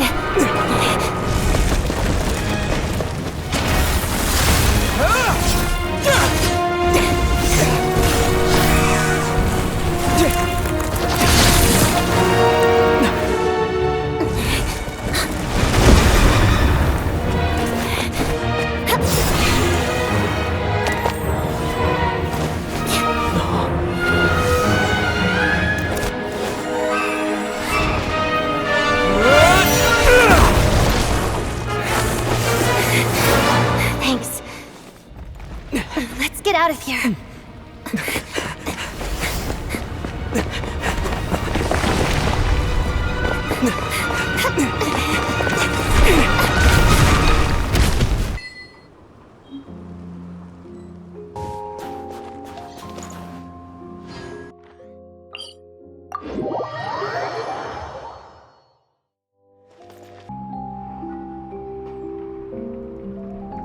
Everyone's accounted for.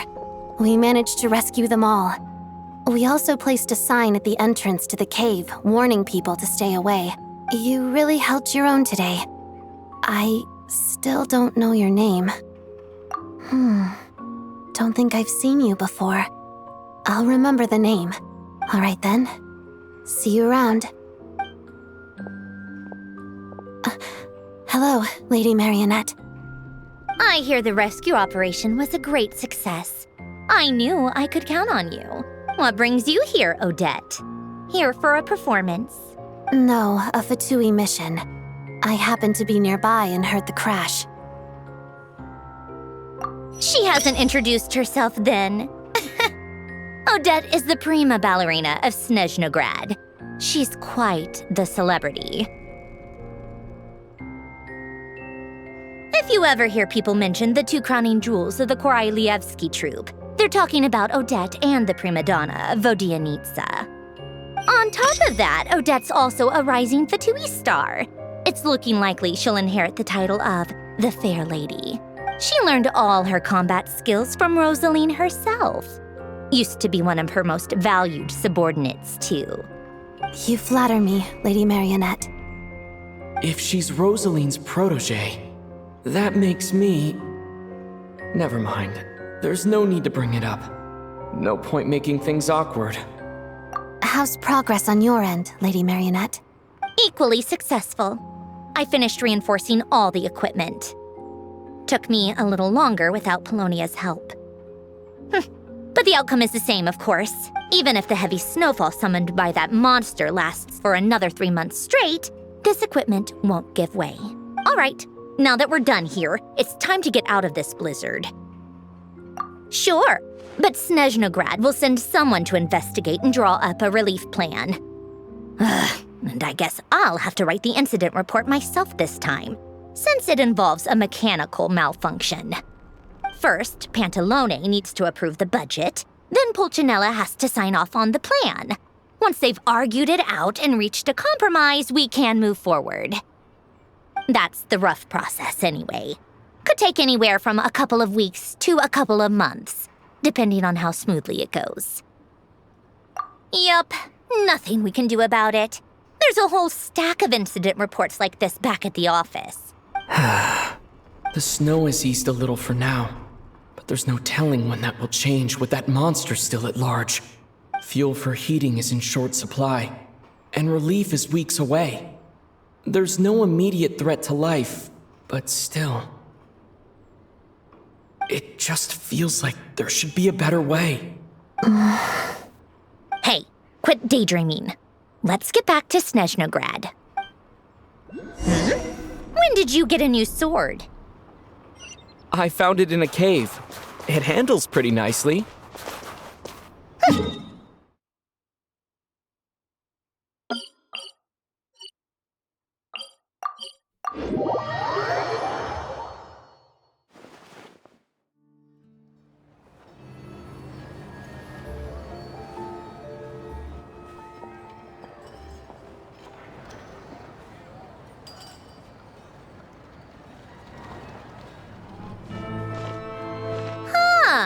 Well, if it isn't Counselor Tartaglia, Mr. Big Shot himself. Go easy on me, all right? I'm still recovering from the interrogation the real Big Shots put me through. Hey, comrade, it's been too long. I heard you came looking for me earlier. Nicest surprise I've had in a while. Good to see you too, Odette. I'm guessing you guys just got back from Sviatlo-Lajdovka. How'd it go? Crisis averted? It went fine. How about you? Any new developments? Not really. Same as ever.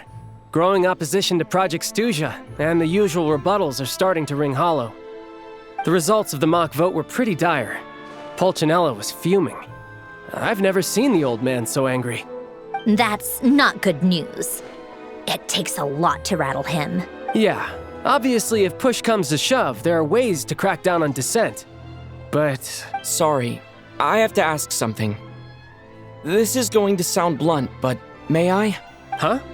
Of course, fire away. It sounds to me like everyone's tearing their hair out trying to figure out how to deal with opposition to Project Stuzha.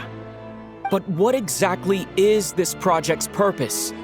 And how can it be so important that even people like you two refuse to stand up for the ordinary people of Snezhnaya? Interesting. I gotta hand it to you, comrade. You sure don't mince your words. Excuse him? What does he mean, refuse to stand up for ordinary people? Oh my gosh. How does he dare speak to the Harbingers like that? Are you interrogating us now? It's okay, Sandrone. Let me explain. I think I understand where he's coming from. If I could, I'd take your side right now. In fact, my position's very similar to yours. I've only held back on casting a dissenting vote in the Vecha because the Tsaritsa would never let me get away with it. Still, I have a responsibility to the Fatui armed forces, so I do what I can to make their voices heard. Most of them are just regular folks from small towns far from the capital. I'm sure you've seen how much those kinds of places are struggling right now. Oh, and for what it's worth, I'm from Arepasak myself. Things aren't going so swell there either.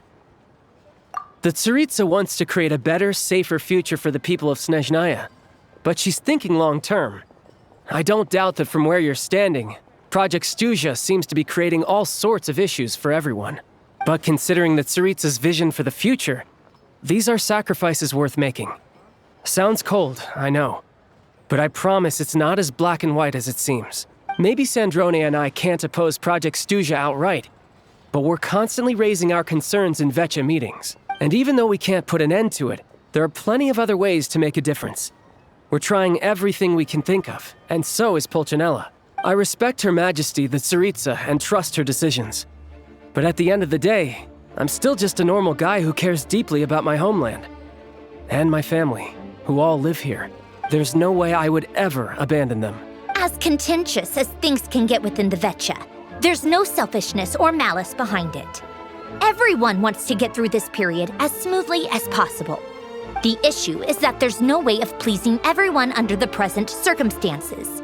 Most of the time, we're trying to decide on the lesser of two evils, which obviously isn't a great look. But that is not the same thing as being blindly loyal to the Tsaritsa. No one's got their head in the sand here. We're all well aware of the way things are. We're just doing our best to make it work.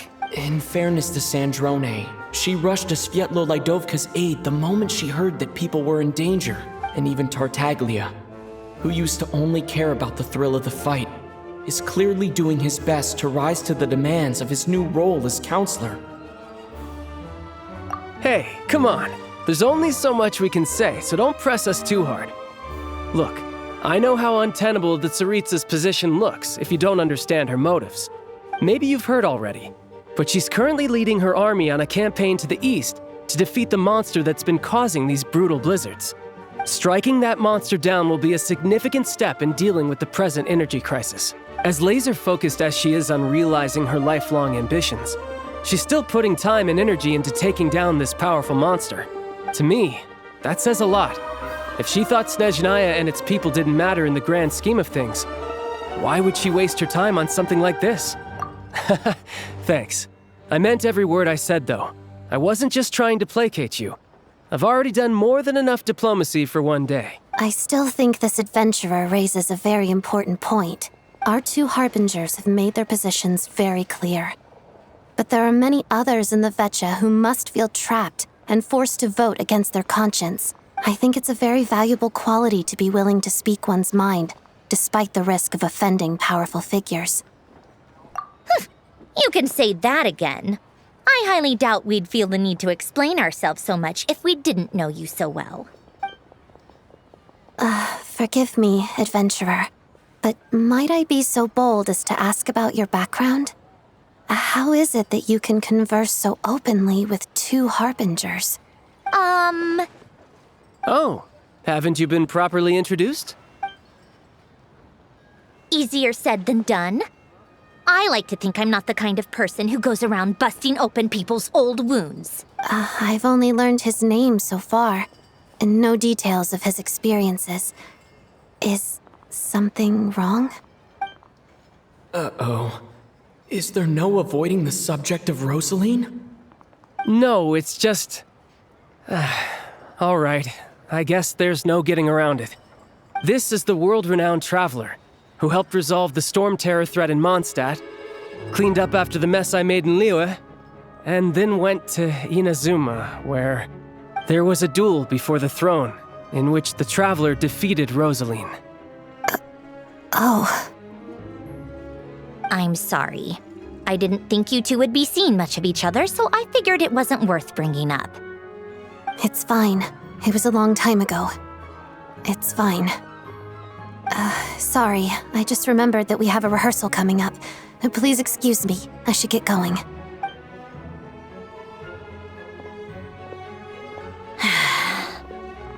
I've mentioned this to you before, remember?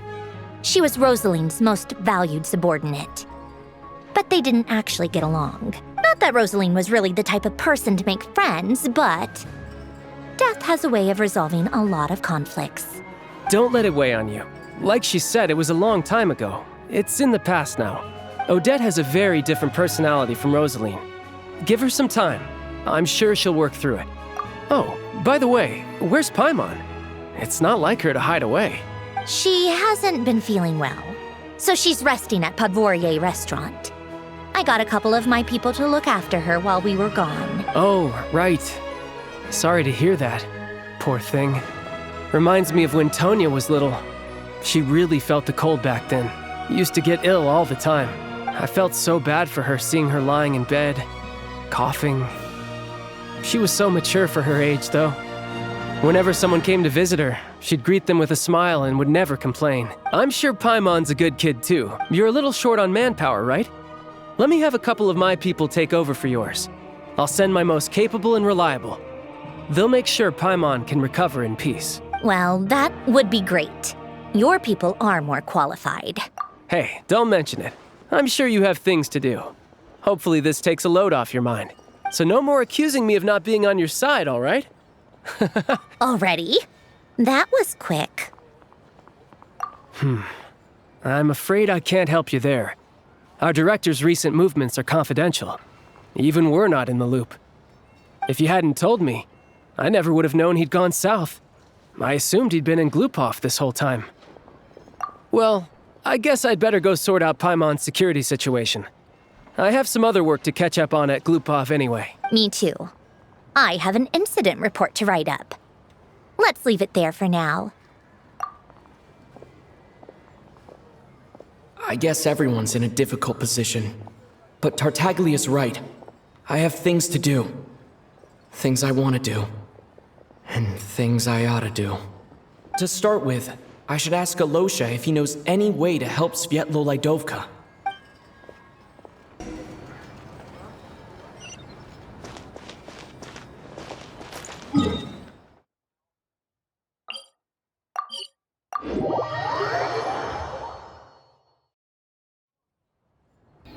How strange. This sword seems to be vibrating of its own accord. It's a very faint vibration, but it's getting stronger as I get closer to the statue of the Seven. Does this sword have some connection to the statue? But all it does is vibrate, even when I touch it. That place I got this sword from was definitely out of the ordinary. Maybe I should try channeling the power of cryo.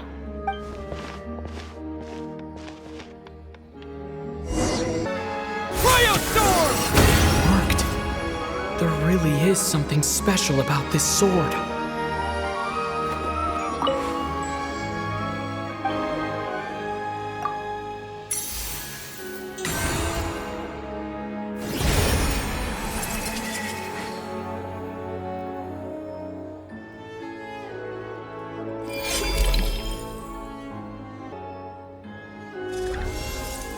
I don't really understand what just happened, but I'm pretty sure this sword just got a little more powerful.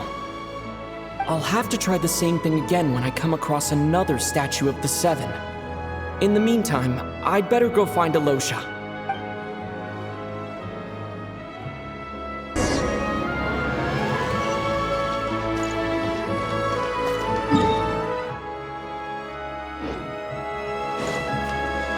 Light it up!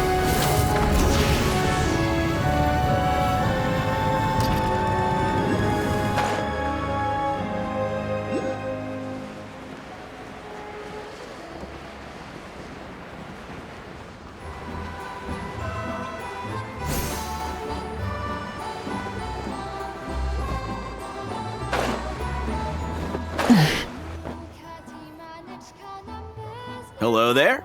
How can I help? Ah, sure thing. Give me a second. I'll go fetch them for you.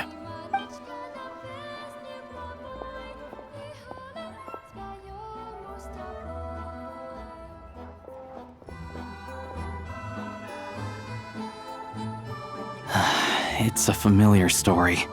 I've had similar experiences. Although Snezhnaya doesn't deliberately delay or withhold relief, those first few days of waiting for help are always the hardest. It's a fundamental contradiction. If emergency relief can't be delivered in time, what's the point in even calling it emergency relief?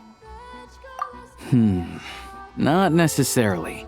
I think there's a good chance that Kresnik Kristall from Stratomoros will start flowing into the market. When we resolve Stratomoros's energy issue, it's like we open the floodgates. A huge backlog of Kristall is now available to the townspeople. There's no way they can use it up at once. A lot of them will probably stockpile it and slowly work their way through. Probably a good idea, since energy prices are only going to keep rising. but there will always be people who urgently need Mora. Exactly. At the current prices, selling Crystal is an easy way for an ordinary person to make a fortune. Hey boss, how much do I have left in my account? 1 second, let me check. So, you're planning on buying the Crystal out of your own pocket? Yeah. I don't know if I have enough, so I'll chip in a little extra and buy as much as I can afford. No, it's fine. You're new to Snezhnaya, and you have your own living expenses to worry about. Besides, you're already providing the train. Here's your Mora. See what you can find at the market, but I doubt there'll be much Crystal left. Yeah, well, can't hurt to take a look. Let's see. Huh?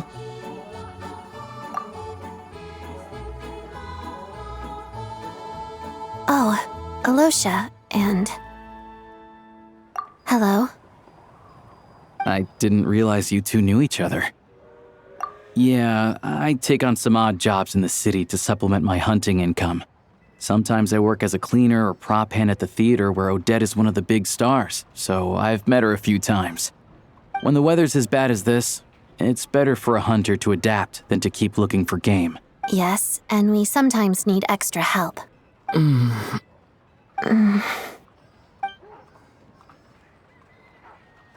Wait, why is the atmosphere so awkward? I thought things went pretty smoothly in Svietlolaidovka. So, what brings you here, Miss Odette? Looking for some new props? No. After I got back to the theater, I couldn't stop thinking about the situation in Svietlolaidovka. It bothered me so much I couldn't focus on my dancing.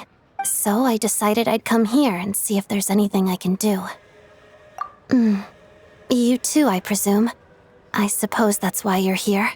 I didn't feel comfortable expressing my true opinions in front of the Harbingers. Not least because ordinary Fatui like me don't even know what Project Stuzha is all about. Without knowing the full picture, I can't make sense of it. And at some point, if things aren't making sense to me, I can't just keep going along with it. So many people feel the same way. They wish they could do something, but all kinds of reservations hold them back. Explains why groups like the Rokot are springing up to fill the gap. Yes. Well, that's one option. But there are risks to consider with organizations like that. The Fatui does not encourage their activities. Right, because things can get out of hand, and it's hard to hold the right people accountable when they do. I've heard about a few cases like that. Sandrone said Odette was on track to inherit the title of the Fair Lady. If so, she'll be able to find out what Project Stuzha is really about. Still, it's probably a little soon to ask her about that. There may be more to the story. What's on your mind? I think we can both agree that no matter which side you're on, it can't stop you from doing the right thing. Where there's a will, there's a way. I know what Rosaline did while she was abroad.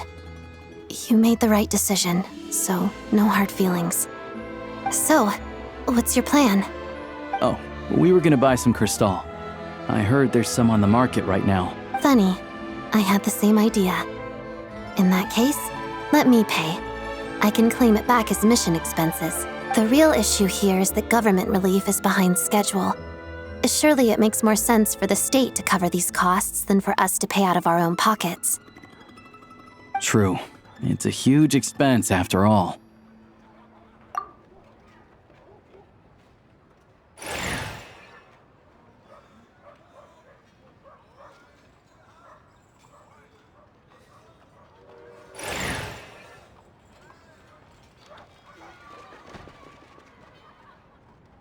Let me see. I'll take it all, please. And I'll be needing a receipt. Right. Choose mission budget under the expense category, but be sure to specify emergency rescue operation in the description. Otherwise, the normal reimbursement limit will apply. Let's book this train. Regulations say that if we need to transport Kresnik Crystal during Project Stuzha, extra carriages can be added 1 hour before departure.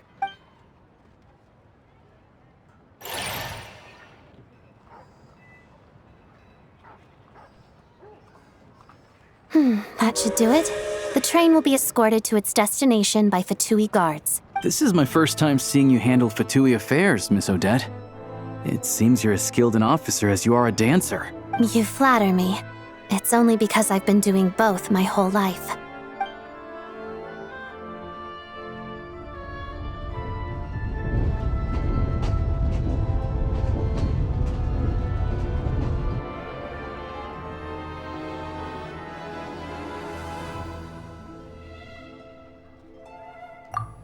Anyway, I bet you've been non-stop today, am I right?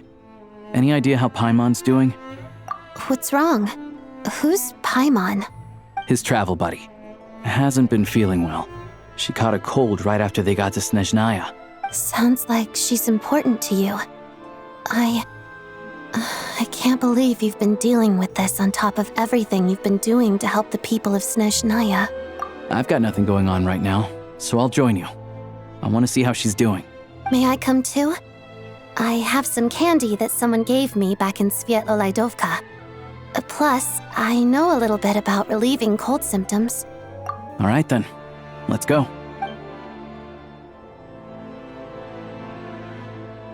I still don't know what the deal is between these two, but at least the tension seems to have vanished.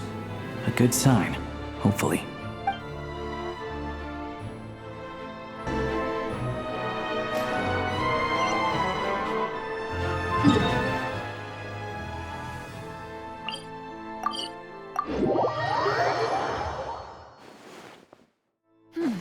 Rise with the sun!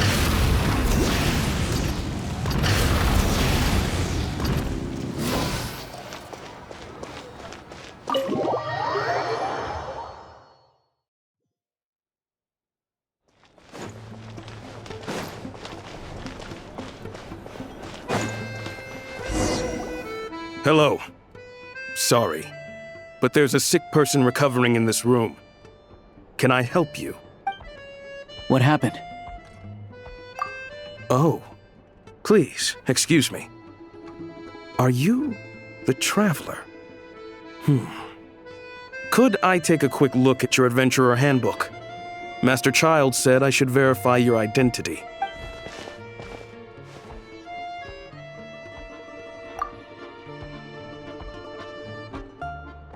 Ah, it's really you. Sorry for the inconvenience. We're under strict orders from Master Child to keep this room well guarded. At the same time, we can't interfere with Podvoye Restaurant's business. That would only seem all the more suspicious and draw unwanted attention to this room. Besides myself, a few of my colleagues are stationed in and around the restaurant, in plain clothes, of course. Rest assured, you're in safe hands. I didn't expect such a high standard of protection. Well, Master Child handpicked us for this special assignment. We're not about to let anything go wrong. Anyway, I won't keep you any longer. Please, head inside.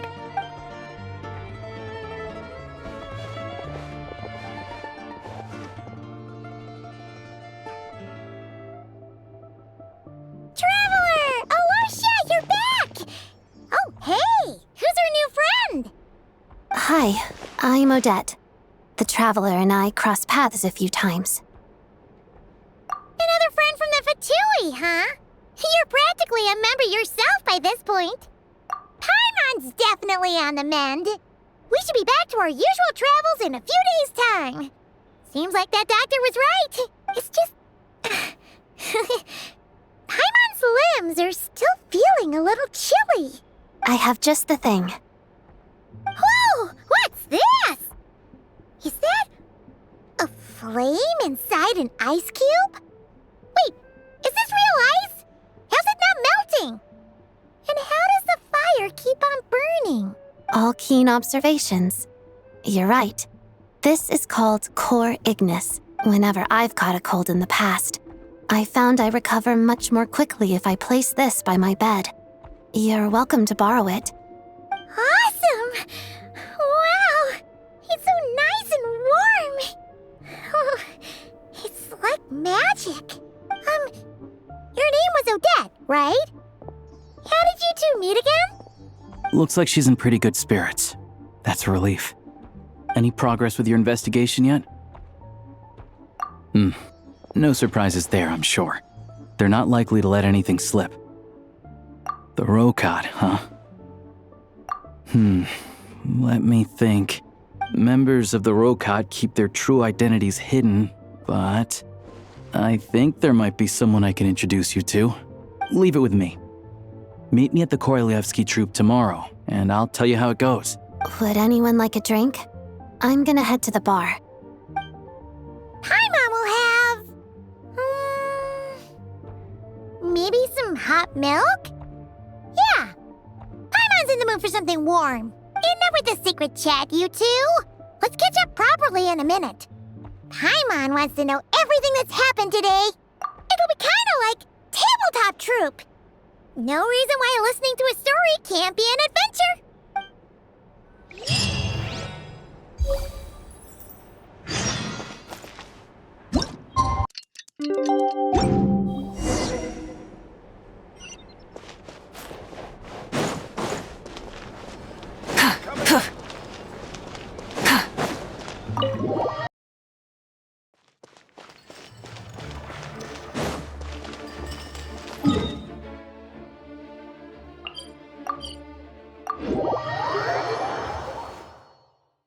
Ah, you made it.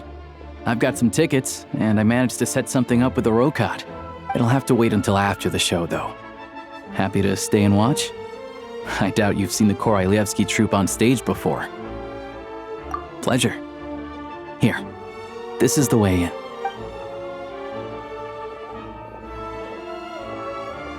Please present yourself for a routine inspection in accordance with theater regulations. Thank you.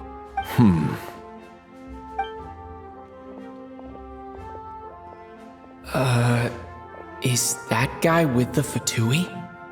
Looks like he's waiting for something. Okay, all done. Thank you for your cooperation. Please proceed through to the theater.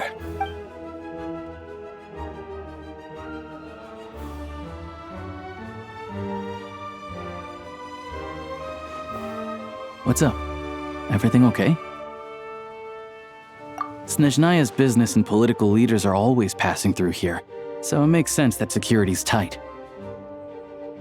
Still, it's a little unusual to see the Fatui's Armory Palace guard here. You saw him, right? The guy right at the back. Strong, silent type. His name's Valeri. He's part of the Special Assignments Battalion, but I only ever see him here for one thing. To look for a guy named Mitya. Supposedly a researcher, though he never seems to put much time in at the office. The theater is one of his favorite places to hang out when he's playing hooky from work, but that's not for us to worry about. Let's go. The show's about to start. What do you think? Pretty impressive, huh?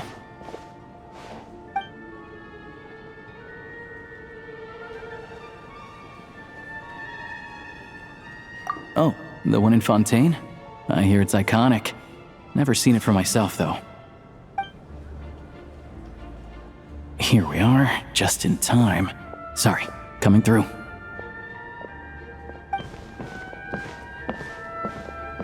Ugh. If you're gonna show up late, keep your mouth shut.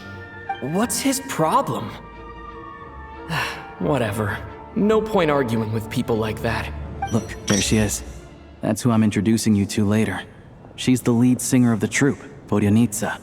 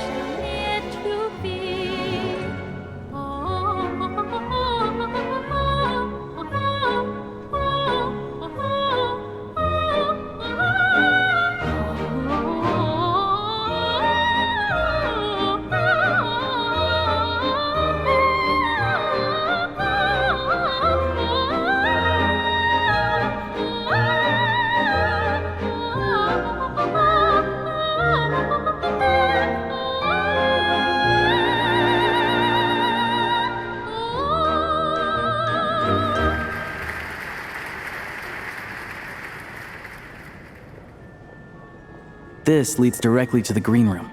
They're expecting us. Vodyanitsa will be waiting for us there.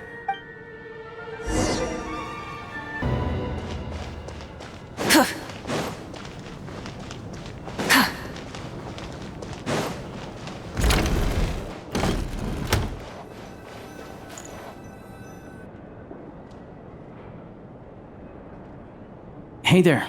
Excuse me. Can you believe it? I am so mad right now. Come in. Oh, it's you two. Huh? You know each other? Oh, wait. Is this who you were telling me about? The one you met yesterday and couldn't stop thinking about? I never said that. Yes, you did. Why are you denying it? It was right before I went on that rant about the moody factory owner. Oh, I remember it so clearly. Might I ask what brings you two here? Oh, I just brought him here to see the show. And when it finished, he was full of praise for Vodyanitsa's performance. So I thought I'd try my luck, see if we could get the chance to chat for a bit.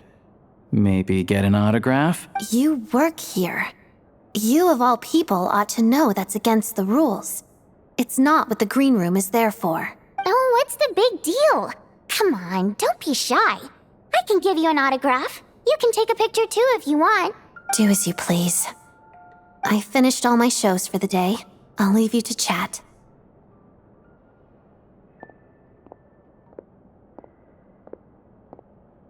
I wasn't making that stuff up, you know. Odette's just too proud to admit it. She thinks very highly of you, and so do I. You did the right thing in Svietloladovka. We're good. Odette's out of earshot. I'll lock the door. Confidentiality, of course. The Rokot is very strict on that. Whoa, Alosha! Not out loud! Not with an outsider here! Relax, I've taken care of it. Look at this.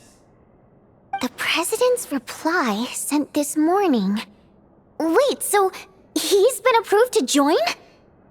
You told me last night that you wanted to get intel from the Rokot. Unfortunately, Rokot intel is only available to members. But ever since you set foot in Snezhnaya, we've been working together.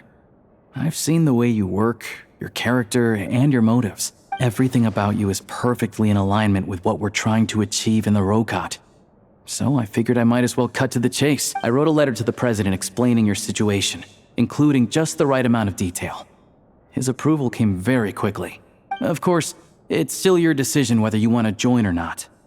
We'll respect your choice. Well, assuming Odette was telling the truth and she didn't misjudge you, I guess we don't need to worry about you blowing our cover. Still, you gave me a real fright. I didn't know that's why you came looking for me. So, that stuff you said about admiring my performance, was that just because Odette was here? Did you actually mean it? Now you're talking. That's what I like to hear. Anyway, let me give you a quick rundown of how things work. Like I said, the Rokot is a covert organization, and we hide our identities. Members typically don't meet in person or even know each other's identities. This helps us maintain a high level of independence and secrecy. Because of this, members are basically free to decide their methods without constraints, so long as the outcome of any activity doesn't violate the organization's principles. After all, we don't have any ostensible contact with each other. This way, if anything goes wrong, no one else will be implicated. Beyond the freedom to choose how you operate, it's also your choice whether to act at all. We have plenty of members who have yet to take any action. In short, joining the Rokot in and of itself won't place any restrictions on your activity in Snezhnaya. There's a code of conduct you can read if it interests you. But basically, as long as you don't plan on using your anonymity to go around doing evil, you'll be fine. I tried reading it 5 or 6 times. Never made it all the way through. Even the most lackluster script makes for more interesting reading. Great. Then I'll go grab an official application form. Be right back.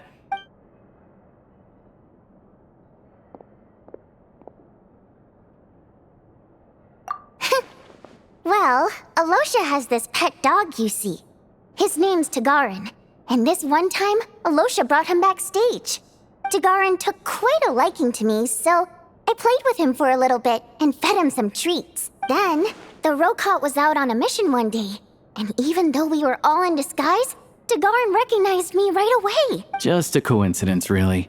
We didn't report it to the higher-ups, though, to avoid dealing with the fallout. Like, my job at the theater, for instance. I really needed to make ends meet. By the way, what were you complaining about just before we came in? Did everything go okay with Chuganov? Everything did not go okay. That's why I was so mad. I tried to make some small talk with him before I went on stage to fish for intel about the Iskra manufacturing plant. But he wouldn't take the bait. No matter what I said, he kept dodging the question. And then he started complaining. He said he didn't appreciate his second-rate seat in the stalls because he usually gets a private box. I mean, what did he expect?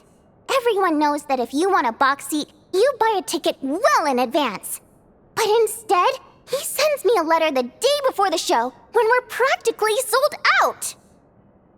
I had to juggle things around just to get him a half-decent seat, hoping he would appreciate the gesture enough to share some information. But nope, he didn't give me anything.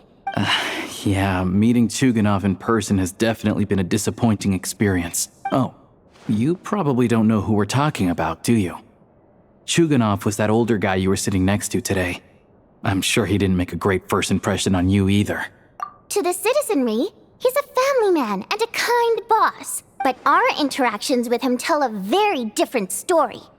It's one thing to ask for a favor, but he acts like it's his right. He always expects special treatment. Take the ticket situation, for instance. I've actually gotten him a private box in the past. But not only was he not even grateful, now he's acting like I've sold him short this time. Not to mention that he's never paid for a single one of his tickets. And another thing, if he's such a big family man, why doesn't he bring his wife and daughter to see the show once in a while? I've never seen them here, not even once. Calm down, Vodyanitsa. If you won't do it the easy way, we'll have to try the hard way. But first things first. Here's your application form. Go ahead and fill it out.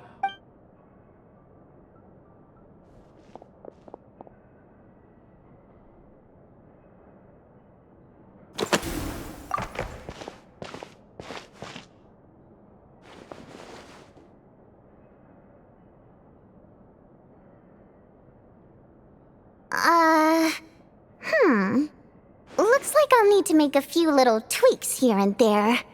But other than that, you're good to go. We'll hold on to this for you. All right. Now that we're officially Rokot comrades, I can tell you. Chuganov is the target of our current operation. Recently, we've done some recon work at the Iskra manufacturing plant, which pretty much confirmed that their energy consumption is way beyond the legal limit. All we need now is some direct evidence to present to the Vetcha, so we can demand that they shut the plant down. That way, the Kresnik Crystal can be allocated to where it's needed most. I was hoping he might let slip during one of our chats, but he's too tight-lipped. We'll have to find another way. I'm meeting another regular theater-goer tonight, Mitya. But Valeri's here too, and he's probably looking for Mitya, so he may end up being a no-show. Don't you worry. He must know how to dodge Valeri, or he wouldn't be showing up on time for every performance. Mitya is a renowned energy expert. Although we can't get any direct evidence of the excessive energy consumption at the plant, we can accidentally let the information slip to him. The authorities should take someone like him seriously. So if he starts raising questions about energy use at the Iskra manufacturing plant, there will be a proper investigation. Also, we're not allowed on site, but he has clearance. So all we need is his cooperation. Yeah, so that's the other thing we're trying to figure out. Though I think we're far less likely to make any progress on that front. Still, I hear that Mitya is a bit of a chatterbox. So, who knows? Maybe if we catch him in the right mood, he'll let something slip. What do you think? Sound like something worth your time? Okay, in that case, You guys find a seat somewhere nearby, pretend you're a couple of buddies there to eat, and keep your ears peeled for useful information. He's a huge fan, so I doubt he'll have his guard up around me. But you two need to be convincing. If he suspects anything at all, he might stop talking. Sure. Don't worry. We'll make a believable pair of buddies. Perfect! You've sold me already. Now, help me tidy this room up a bit before we head out. Okay. What needs tidying? Everything!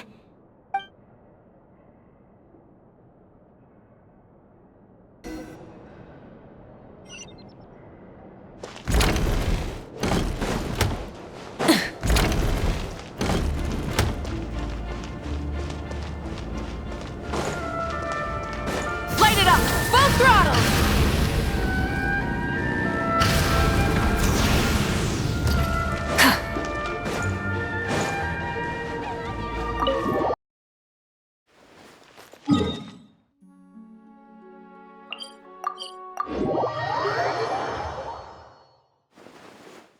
Rise with the sun! Rev the engines!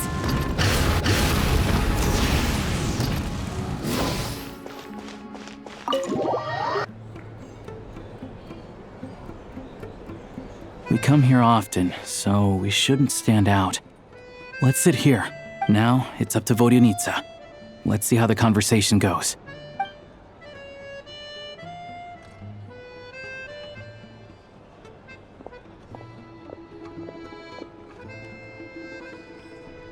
Mr. Mitya! Over here! Over here! Oh, sorry. I got a little held up on my way here.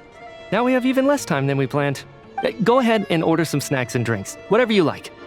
Let me see. According to my schedule, we still have 25 minutes left. You're really pressed for time today, huh? I was imagining this would be a leisurely chat. If you'd prefer, we can always reschedule for another afternoon when you have more time. No need. Getting to meet the lead singer is a very precious opportunity for me. I'm not about to pass it up. I've already had to decline your invitation several times because our schedules rarely align. If I don't grab this chance while it's here, who knows when the next one will come around? Well, it's very kind of you to make time just for me.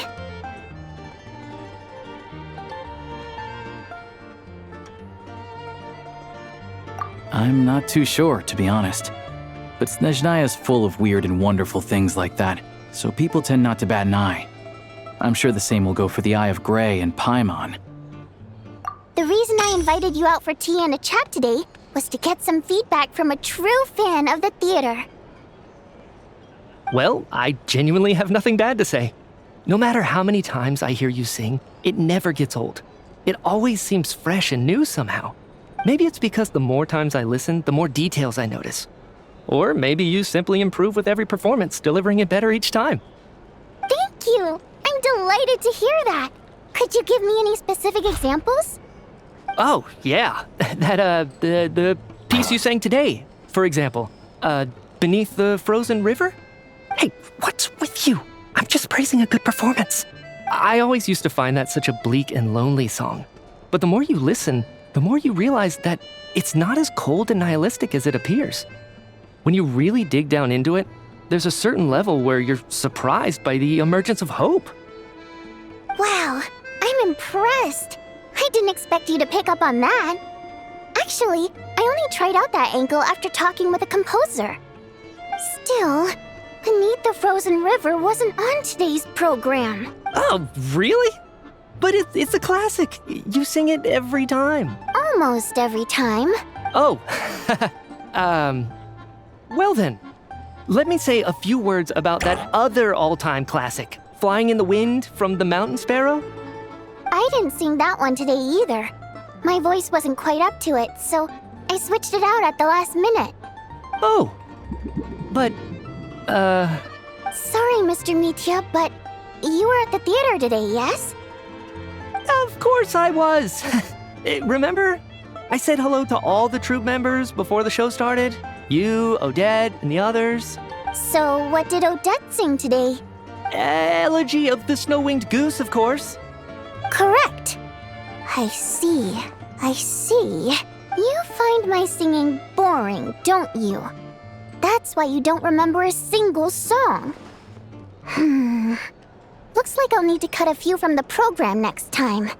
No, that's not it. I swear. All right. I'll be straight with you. I'm sorry. My mind was wandering as you took the stage today. I enjoy watching your shows because the exquisite performances stimulate the mind. It always sparks some inspiration for my research. So, whenever I get stuck at work, I come to the theater for a change of pace. Odette's dance during the elegy of the snow-winged goose today was simply incredible. It got me wondering what she's been going through recently. That look of sheer defiance in the face of utter tragedy? It was so inspiring. I started scribbling in my notebook right away. Not that I made a ton of progress in the grand scheme of things, but I still think it was productive. By the time I snapped out of it, the entire show had finished. So what you're saying is, you didn't listen to my singing at all? Unfortunately not. I'm sorry, I don't know which is more disrespectful. The fact that I don't always come for the show itself, or the fact that I missed your performance. Seems like things are getting a little awkward. Nitya just stepped into a conversational minefield. If there's one thing Vodyanitsa doesn't like, it's people who show disrespect for her performance. This meeting was so hard to set up. Don't tell me it's already falling apart. It's fine. I suppose this is affirming in its own way. At least, it shows that our performance really touches people's hearts, right? Don't let it bother you. It certainly doesn't bother me. She's showing a lot of restraint. Well, I'll be sure to let Odette know how much you adored her performance. Please don't say that. I always love your performances too. It's just that inspiration struck at the wrong time today. I'm usually all ears. I know, I can tell. That's why I value your opinion. I'm sure some people can't stand it when others praise their coworkers right to their face, but not me. No, sir. Fair enough. I still feel kinda bad though. But you know what I really can't stand? People who only show up to the theater to pretend that they're cultured. Makes me sick to my stomach. Oh yeah, 100%. There are too many of those people around. By the time they're walking out the door, they've forgotten all about the show. What's wrong? You look furious. I don't know if you've heard about the boss of the Iskra manufacturing plant. He isn't even a theater investor, but he always demands the same privileges as actual investors. Box tickets only, premium drinks, even the right to request specific songs. Well played, Vodyanitsa. Seems like she's harnessing her rage to steer the conversation back on track. Now that you mention it, I've interacted with that guy before.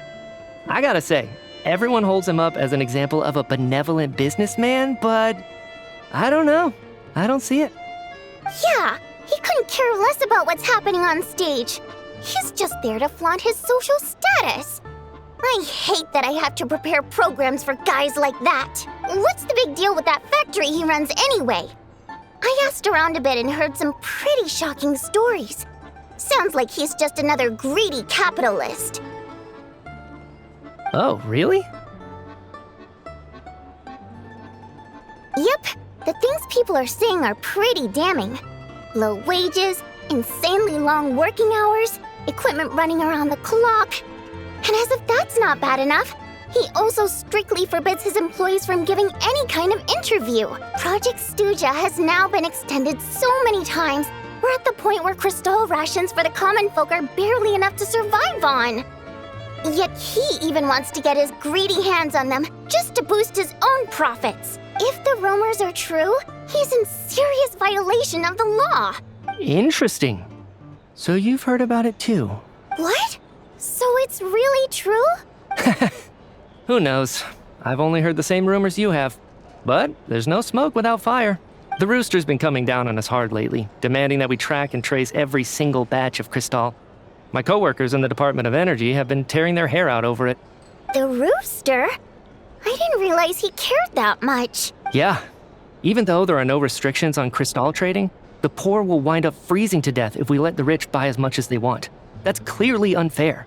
Looks like we'll need to arrange an investigation into the Iskra manufacturing plant as soon as possible.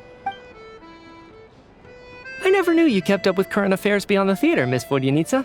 You really have a heart for the common person. Most Fae in your position have long been indifferent to the plight of humans. Well, those of us who choose to live in human cities are naturally going to pay attention to any significant upheaval. Isn't the rooster a Fae himself? I'm just surprised to learn that even someone with as much experience as him is getting so stressed out over Project Stuzha. What is the end goal of this project anyway? This is it. We're finally going there. I'm sure Mitya can sense on some level that she's fishing for information. But since their conversation is so relaxed, he might just let something slip. It's stressing me out too. If I'd only made better progress with my research, things wouldn't have dragged on this long.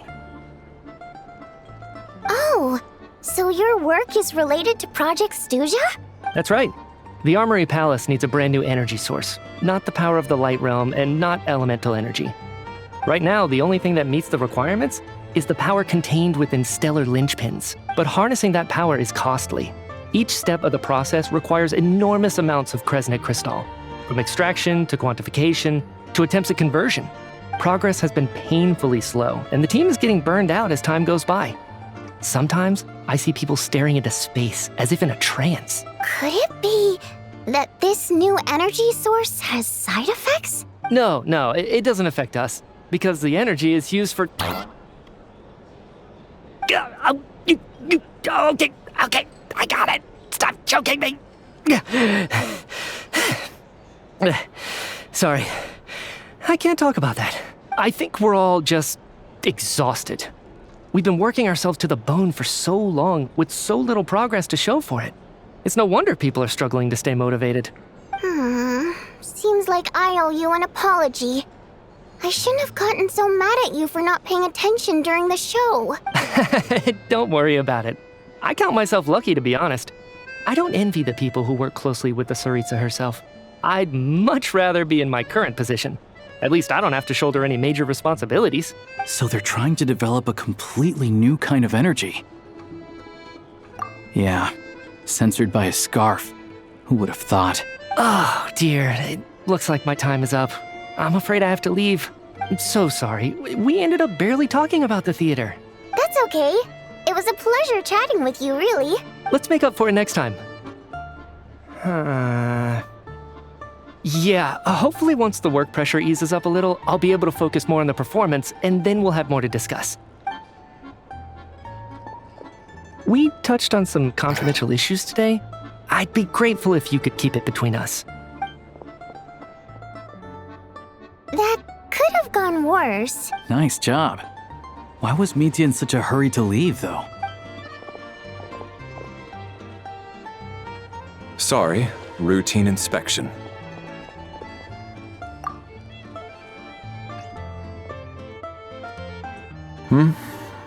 Okay, let's go. So he wasn't rushing to get back to work. He must have calculated that Valeri would find him here in exactly 25 minutes. That's frighteningly accurate. One of the main duties of the Special Assignments Battalion is to ensure that important figures stick to their schedules. All right, time for us to get going too. Excuse me, check please. We'll settle our check too, then. Oh, hello there. Mr. Mitya paid the check before leaving. He also asked me to pass on a message. He said it was an honor to share his tea break with Miss Vodyanitsa and her two friends. Wait. So he knew we were here all along? This raises a lot of questions. Did he deliberately mention the new energy source so that we'd overhear it? Maybe his work isn't confidential after all. Maybe the key here is the purpose of this new energy. I guess that's the next thing to look into.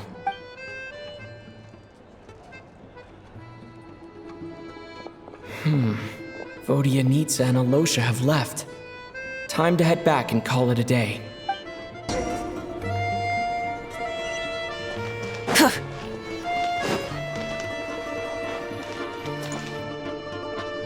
back! Here pretty early today. Paimon was just gonna mention that. After she woke today. Paimon felt like her temperature was completely back to normal, but her strength still hasn't returned. Still, there's some good news. Paimon thinks she might have figured out the source of the problem. It's like there's some kind of mysterious power affecting Paimon. Paimon's never felt this way before during any of her travels.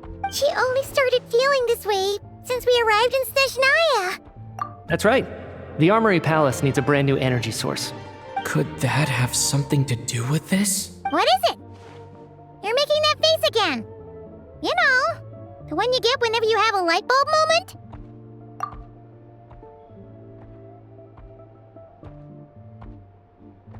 So, they're trying to develop a new energy source here? And you think that might be why Paimon's feeling unwell? Well, Mitya denied that the energy they're researching has any side effects. Although, he did say that people working on the project have been having issues with their concentration and short-term memory. And even so, those are completely different symptoms from Paimon's. It's pretty faint, so it's kind of hard to tell. But, if anything, it seems like it's coming from roughly the same direction as the Armory Palace. Sure, Paimon's with you there. But how, though? The robot only has a limited amount of intel. Oh, great point! They argue about Project Snezhnaya every day. If we could sit in on one of their sessions, we might pick up some new leads. Good idea! Oh yeah, while you were out, Paimon tried all the yummiest looking desserts in the Potvoria restaurant. This one seemed right up your alley. So, Paimon saved some for you. Come try it once you finish writing your letter.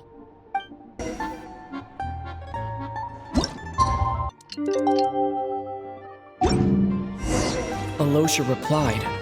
He says that we won't be able to speak at the Vetcha, but he can arrange for us to attend as visitors. Time to get ready. Then head to the Snezhnaya Vetcha. Light it up!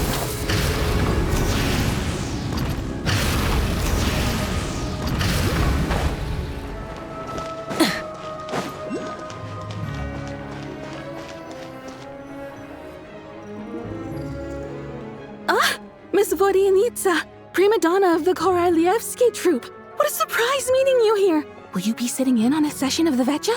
Sorry, I'm not taking interviews today. Oh good, you're here. The session's about to begin. Let's get inside. Please wait, Miss Vodyanitsa. Could you introduce me to your new friend?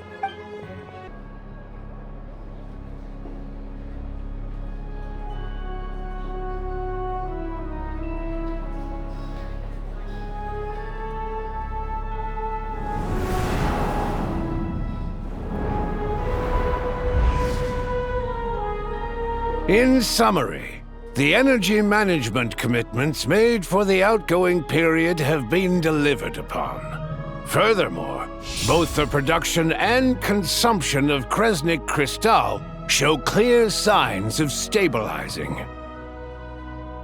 The relevant agencies have assessed the present circumstances and determined that the status quo can be sustained until the next period.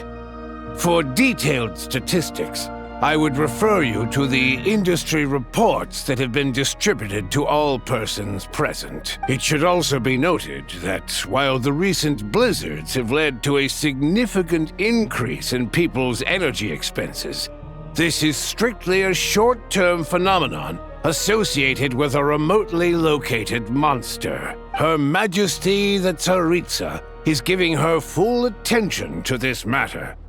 We should have every confidence that it will be dealt with swiftly and conclusively. A financial report on disaster relief is also present in this report, courtesy of Pantalone. They cover the same old ground every single time. The rooster never seems to mind, but everyone else is getting tired of it. There's a general lack of trust. People aren't seeing any tangible benefits that affect them directly. Of course, None of that will be reflected in any of the reports on the table. Yeah, if it weren't for these hard copy documents, I could have at least made something up. Oh, don't mind me. I'm just out here trying to hit my interview quotas. Bring out the kvass. Ever read it? Best-selling newspaper in town. If I remember correctly, you guys don't even have a sales permit. You have to sell from stalls on the street. Okay then, best-selling street stall newspaper in town. Still counts. Order! We will now open the floor to the representatives. If there are no further substantive issues to discuss, we will then proceed to a vote on this motion.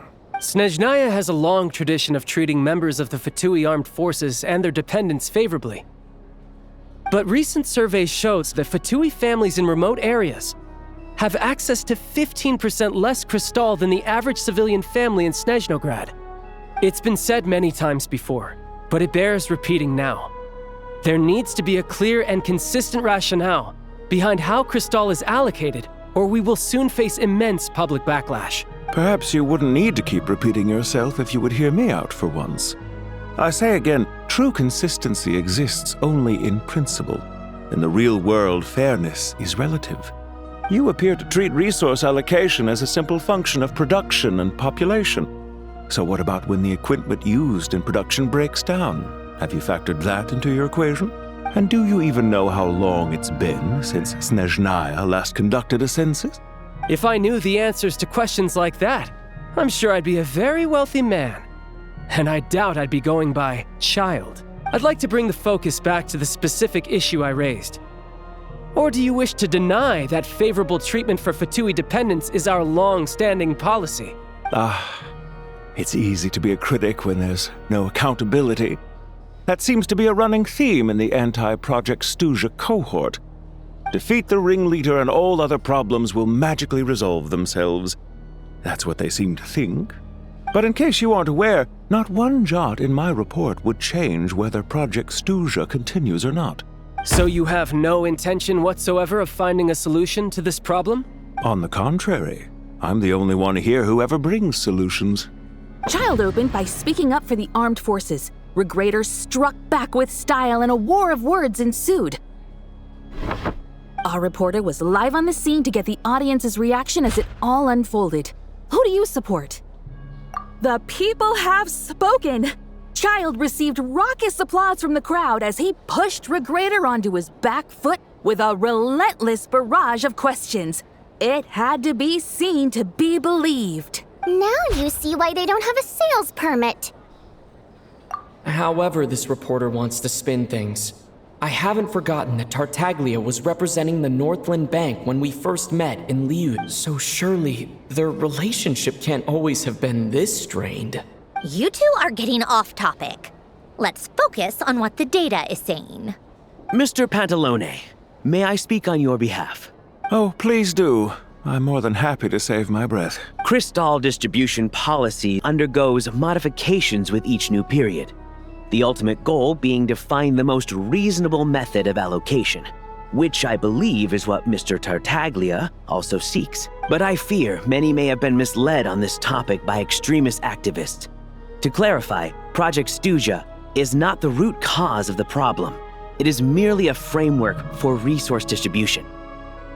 The most recent reports all point to Snezhnaya's resilience and adaptability during this period of fine-tuning, and give clear indications that a distribution framework is improving with each iteration. To make drastic adjustments without first considering the risks would likely do more harm than good. It would be a waste of the hard-won experience we've gained to date. Renowned scholar of finance, Arapov spoke up to clarify the fiscal logic, clearly alluding to social organizations like the Rokot in his words. With the notorious Lelex still active to this day, should the Rokot be held responsible? No, there is someone else to blame. She's just rephrasing what Mr. Pantalone said. The Rokot are the critics he accuses of taking no responsibility for their actions. As for Lilik, you won't have heard of him yet. He's currently the most famous member of the Rokot. Well, more like infamous. Ending Project Stuzha has become an obsession for him. Unlike the more decent ones among us, he believes that votes in the Vetcha are all that matter. So whether it's threats, coercion, or bribery, he'll use whatever means necessary to get people to change their vote. And since we're already on the subject, what do you think of Lelek's methods? Are you for or against? Yes, don't we all? Lelek's supporters grow in number by the day. We stand with Lelek! At least someone here wants to take this discussion seriously. I've been considering that issue myself. What you really need is more precise regional data, right? I think it would be easiest to let the Fatui handle it, since they're already in charge of Crystal shipments anyway. We may as well get them to collect some data while they're at it. Whatever you need, you can ask the Fatui to look into it for you. In terms of supervision, I think the Druzhna would be a good fit. I had hoped to discuss this with Miss Vesna, but sadly, she's not present. I will be happy to take a note of your suggestions and present them to Commander Vesna for a decision upon her return. The Commander has always taken a keen interest in Project Stuzha. However, given the Druzhna's demanding workload, I'm afraid it may prove difficult for them to provide any practical support. Let us refrain from jumping to conclusions until a concrete and actionable plan is in place. My apologies, Lord Rooster. There are numerous issues to address here, including manpower, time sensitivity, and reporting lines. Nevertheless, I support drafting a proposal. Follow the usual procedure, and it can be raised as a new motion for all parties to evaluate at the appropriate time. In that case, I'd like to share one thought before the proposal is drafted. The issue of time sensitivity was raised just now, which I presume relates to the official reports. In fact, the Energy Commission already collects regular statistics on each urban center and its surrounding area. Would these be of any use? That's a good idea. I read every issue of Svietloslaidovka's report, and although my focus is mostly on the section about equipment operation, the energy consumption statistics also yield a lot of insights. Be that as it may, does no one see an issue with using local data to determine Crystal quotas? In the long term, it seems like a very risky solution. Not if they are used purely for reference. So long as we have the report from the Northland Bank's headquarters to corroborate it, no one will be able to fool me. Very well then. It appears that this arrangement is acceptable to all parties. Yeah, sounds good to me. The members reached a provisional consensus on the issue of improving treatment for Fatui soldiers.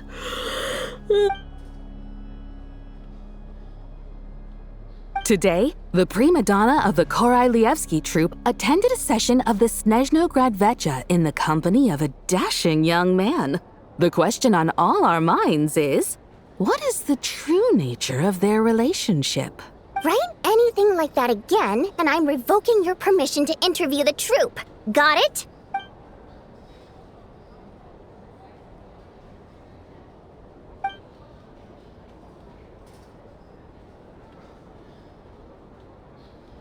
Now then, if there are no further contributions from those present, we shall proceed to the final vote. Hey, check it out! What made him vote against? Why now?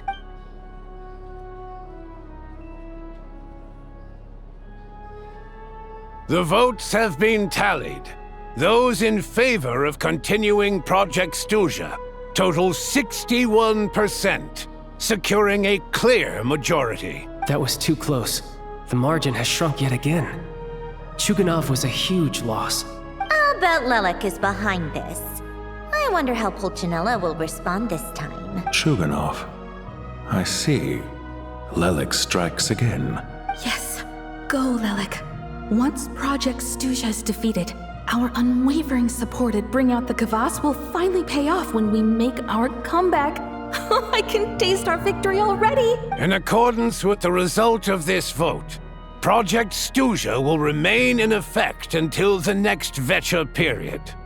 Finally, may I remind us all, we debate only for the greater glory and solidarity of our nation.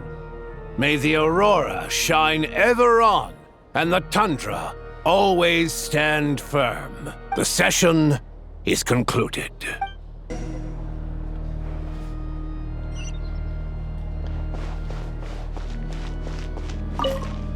I have to say, I really wasn't expecting Chulkanov to vote against Project Stuzha. Well, in principle, Snezhnaya's business and political elites ought to be the ones least likely to oppose it. As we heard, Project Stuzha is basically just a resource distribution framework that requires everyone to cut back during the winter. But even if the policy got cancelled, the Tsaritsa's energy needs wouldn't suddenly go down. The extra demand from the public would have to be filled from somewhere. So logically, the factories would have to take the hit. I got a letter from Mr. Mitya just before today's session. He said he's confirmed that there are issues around overtime and excessive energy consumption at the Iskra manufacturing plant.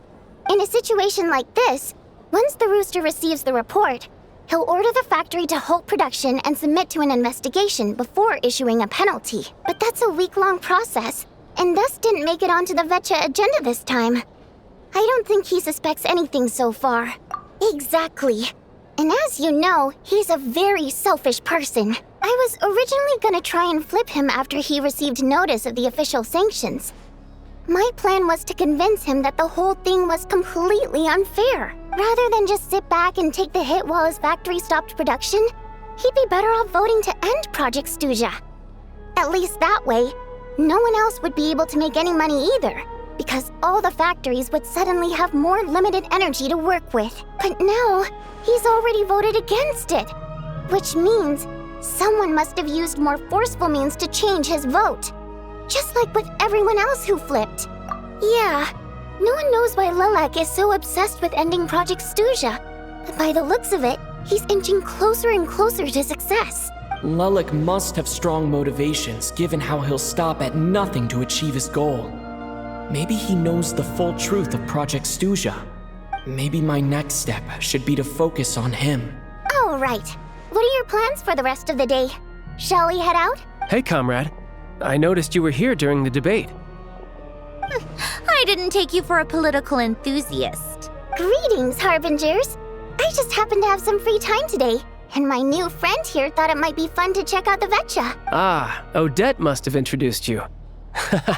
Looks like you two are getting along pretty well. I'll leave you to catch up. I should head back to the troop. Sure. Break a leg and all that. Thought it might be fun to check out the Vetcha, did you? Things are never that simple with you, Traveler. There's no way you're here for kicks and giggles. Tell me I'm wrong. Oh, yeah. To some, he's a captivating enigma. To others, he's the bane of their existence. No one ever thought that some anonymous nobody from the Rokot could cause such a stir. Huh? You want to look into Lelik? Then I'm sure his days of anonymity are numbered. What do you think, Sandrone? Fine by me, I guess. If the Traveler actually manages to expose Lelik, it'll be doing Pulcinella a favor. In return, it seems fair to let him in on what we've learned so far. My thoughts exactly. Sharing is caring, after all. Head back to Glupov and grab the files on Lelik. It's easier to just pull the records than go through the rigmarole of getting the Traveler a visitor's permit. As you command, child, sir. In that case, since we're going to be waiting anyway, I'll have someone brew a pot of black tea.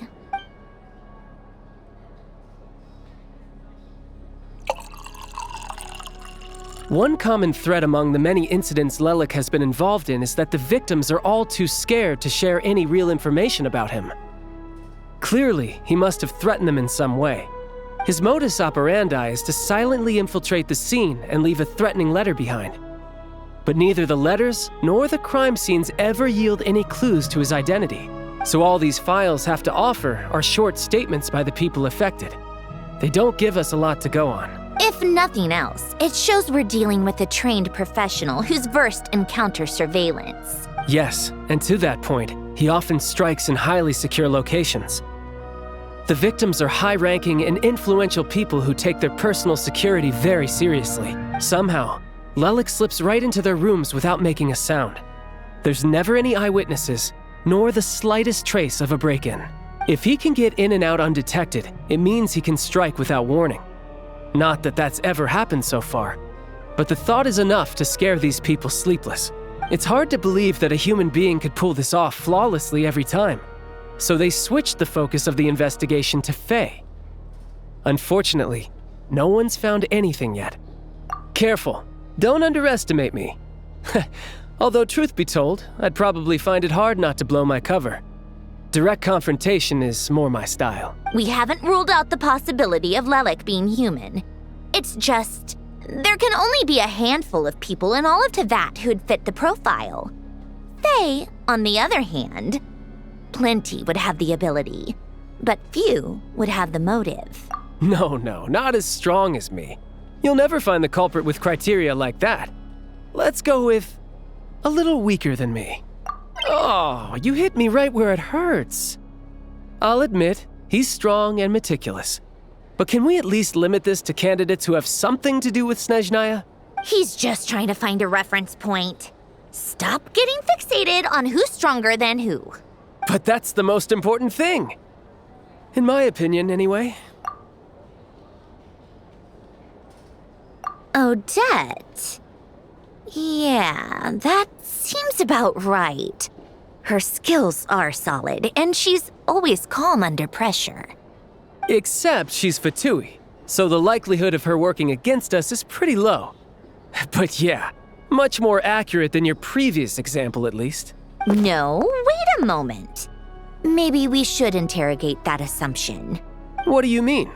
Which assumption? Her Fatui identity doesn't necessarily exonerate her. And when you think about it, the Rokot would be precisely what she needs to conceal her identity. Plus, she wouldn't need to be such a pro at covering her tracks. She'd already know where the Fatui will be and when, so she could choose the perfect time to act. Oh, yikes. I was just thinking out loud. Why is this starting to sound like such a convincing theory? Still, what reason could Odette possibly have for trying to call off Project Stuzha? Arlecchino would be the best person to ask. She knows Odette best. Unfortunately, she isn't back yet. Rosaline used to open up to her in private about her struggles with Odette. As I'm sure you can imagine, Arlecchino is quite a lot better with children than Rosaline was. She gave her some tips on how to handle the situation, and Rosaline managed to reach a settlement with Odette before leaving. So I suppose there were at least no lifelong regrets left behind. Beyond that, I don't know the details about that side of things. But I do know that Odette definitely has a motive to hold a grudge against Project Stuzha. The reason being, her father passed away during the early stages of the project. That was back before it had been named Project Stuzha, when things were still being worked out. But in essence, it's remained the same ever since. The more you know. Rosaline was always so self-centered. I never understood why she started paying so much attention to Odette. Is that such a surprise? If you cast your mind back, you may remember that Rosaline and I weren't exactly close. We had tea together a few times, but that was about it. Odette's past is no secret. Her father was a Fatus and her mother was a very famous ballerina. On the surface, it looks like she followed right in her parents' footsteps. But the truth is quite a different story. After her father passed away on a mission, her mother was overcome with grief.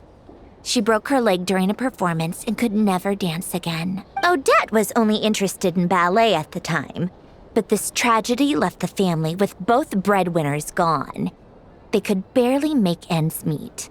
Per Capitano's policy, family members of Fatui who died in the line of duty had to be appropriately accommodated and provided with adequate assistance. So, regardless of how Rosaline may have felt about it, it fell to her to resolve the issue of Odette's family's livelihood. In the end, the solution they agreed upon was to have Odette join the Fatui. Right, because the alternative would have been a one-off compensation payment, I guess.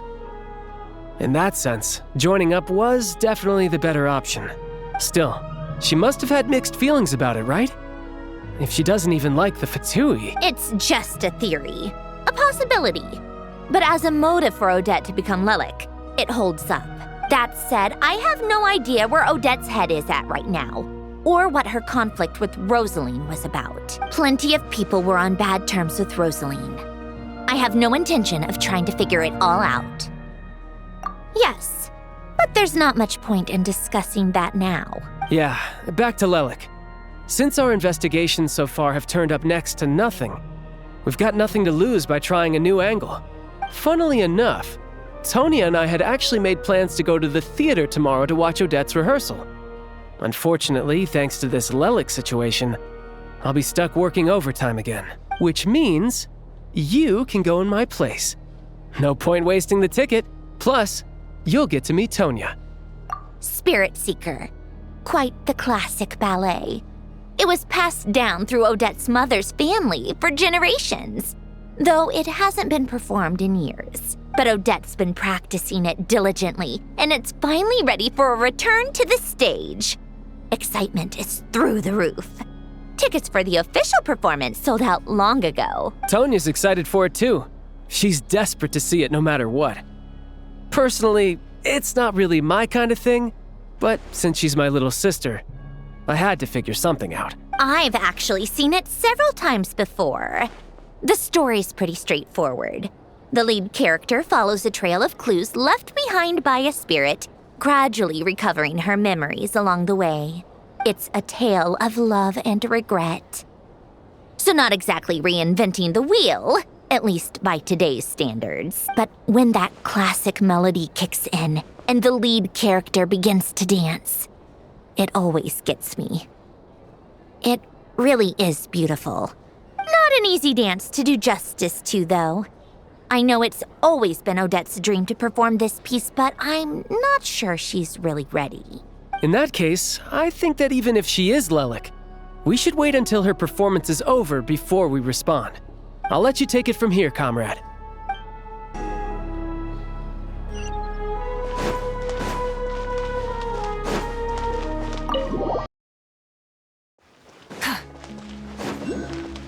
Full throttle!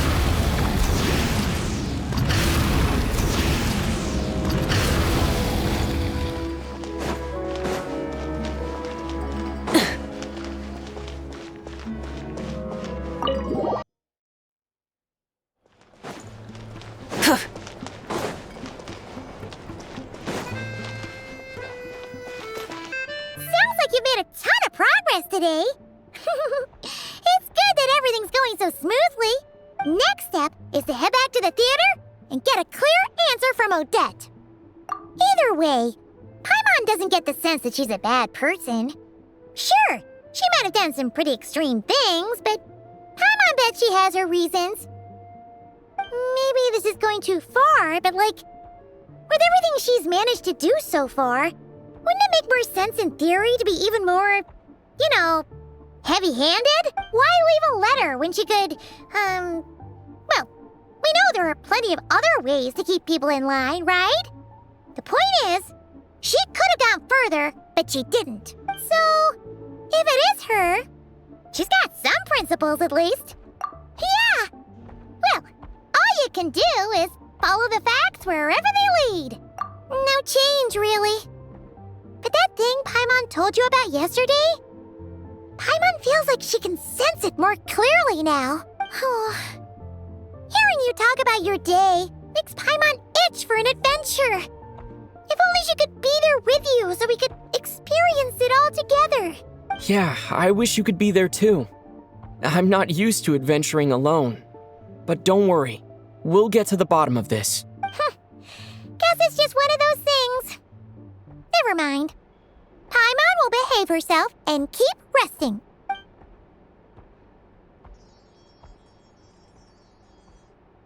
If Odette is Lelik, she may well have inside information on Project Stuzha. Her father was involved with the project's early implementation and tragically died in the process.